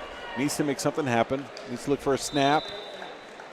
And time will expire with Thorson of Richfield coming away with a win 1-0 here in the last match of the day as Delta is at the Winter Classic here at Richfield. I want to thank Manny Lopez, who threw on the headset and joined us for a while, and we look forward to seeing him wrestle tomorrow as well as all the other Delta wrestlers. And so, Manny, thanks for being here. Yeah, it's a pleasure. Thank you. Okay. As we take a moment to do a little check-in on the team score, these will change as we have some more matches to go with other wrestlers. Delta is ahead 373 to Timpanogos, which has creeped in a little bit. They're at 363. JUAB is in third at 316. This isn't their full squad that's here. Springville is 252, and Crimson Cliffs are 243. So if we take a moment to look at the overall results for today, and we'll see how everything ended up. Trey Manus has guaranteed himself no worse than 8th place tomorrow. Kyler Jenkins, at least 6th place, as he made it into the semifinals, along with Nash Jensen, who's in the semifinals. Uriah Anderson will be no worse than 8th, along with Cage Bunker, Harvey Walgren, and Ian Bryan. This tournament's a little bit different because how you do in your first couple of matches, they kind of put you into different pools. So Carter Anderson is in a little bit more of a lower pool as he's going to be going for 14th. Will Bryan no worse than 8th. Trey Bradshaw's into the semifinals. Cash Nilsson as well. Dominic Villegas is trying to get above the 16th mark. Gabe Villegas will have some matches tomorrow. Carson Nilsson will be wrestling to improve from his 8th place position, along with Anthony Suarez and Cole Bailey will have some matches tomorrow. So these will be great matches for you to come back and join with us. Hope that you're able to, and appreciate you joining us here on Delta Wrestling on YouTube.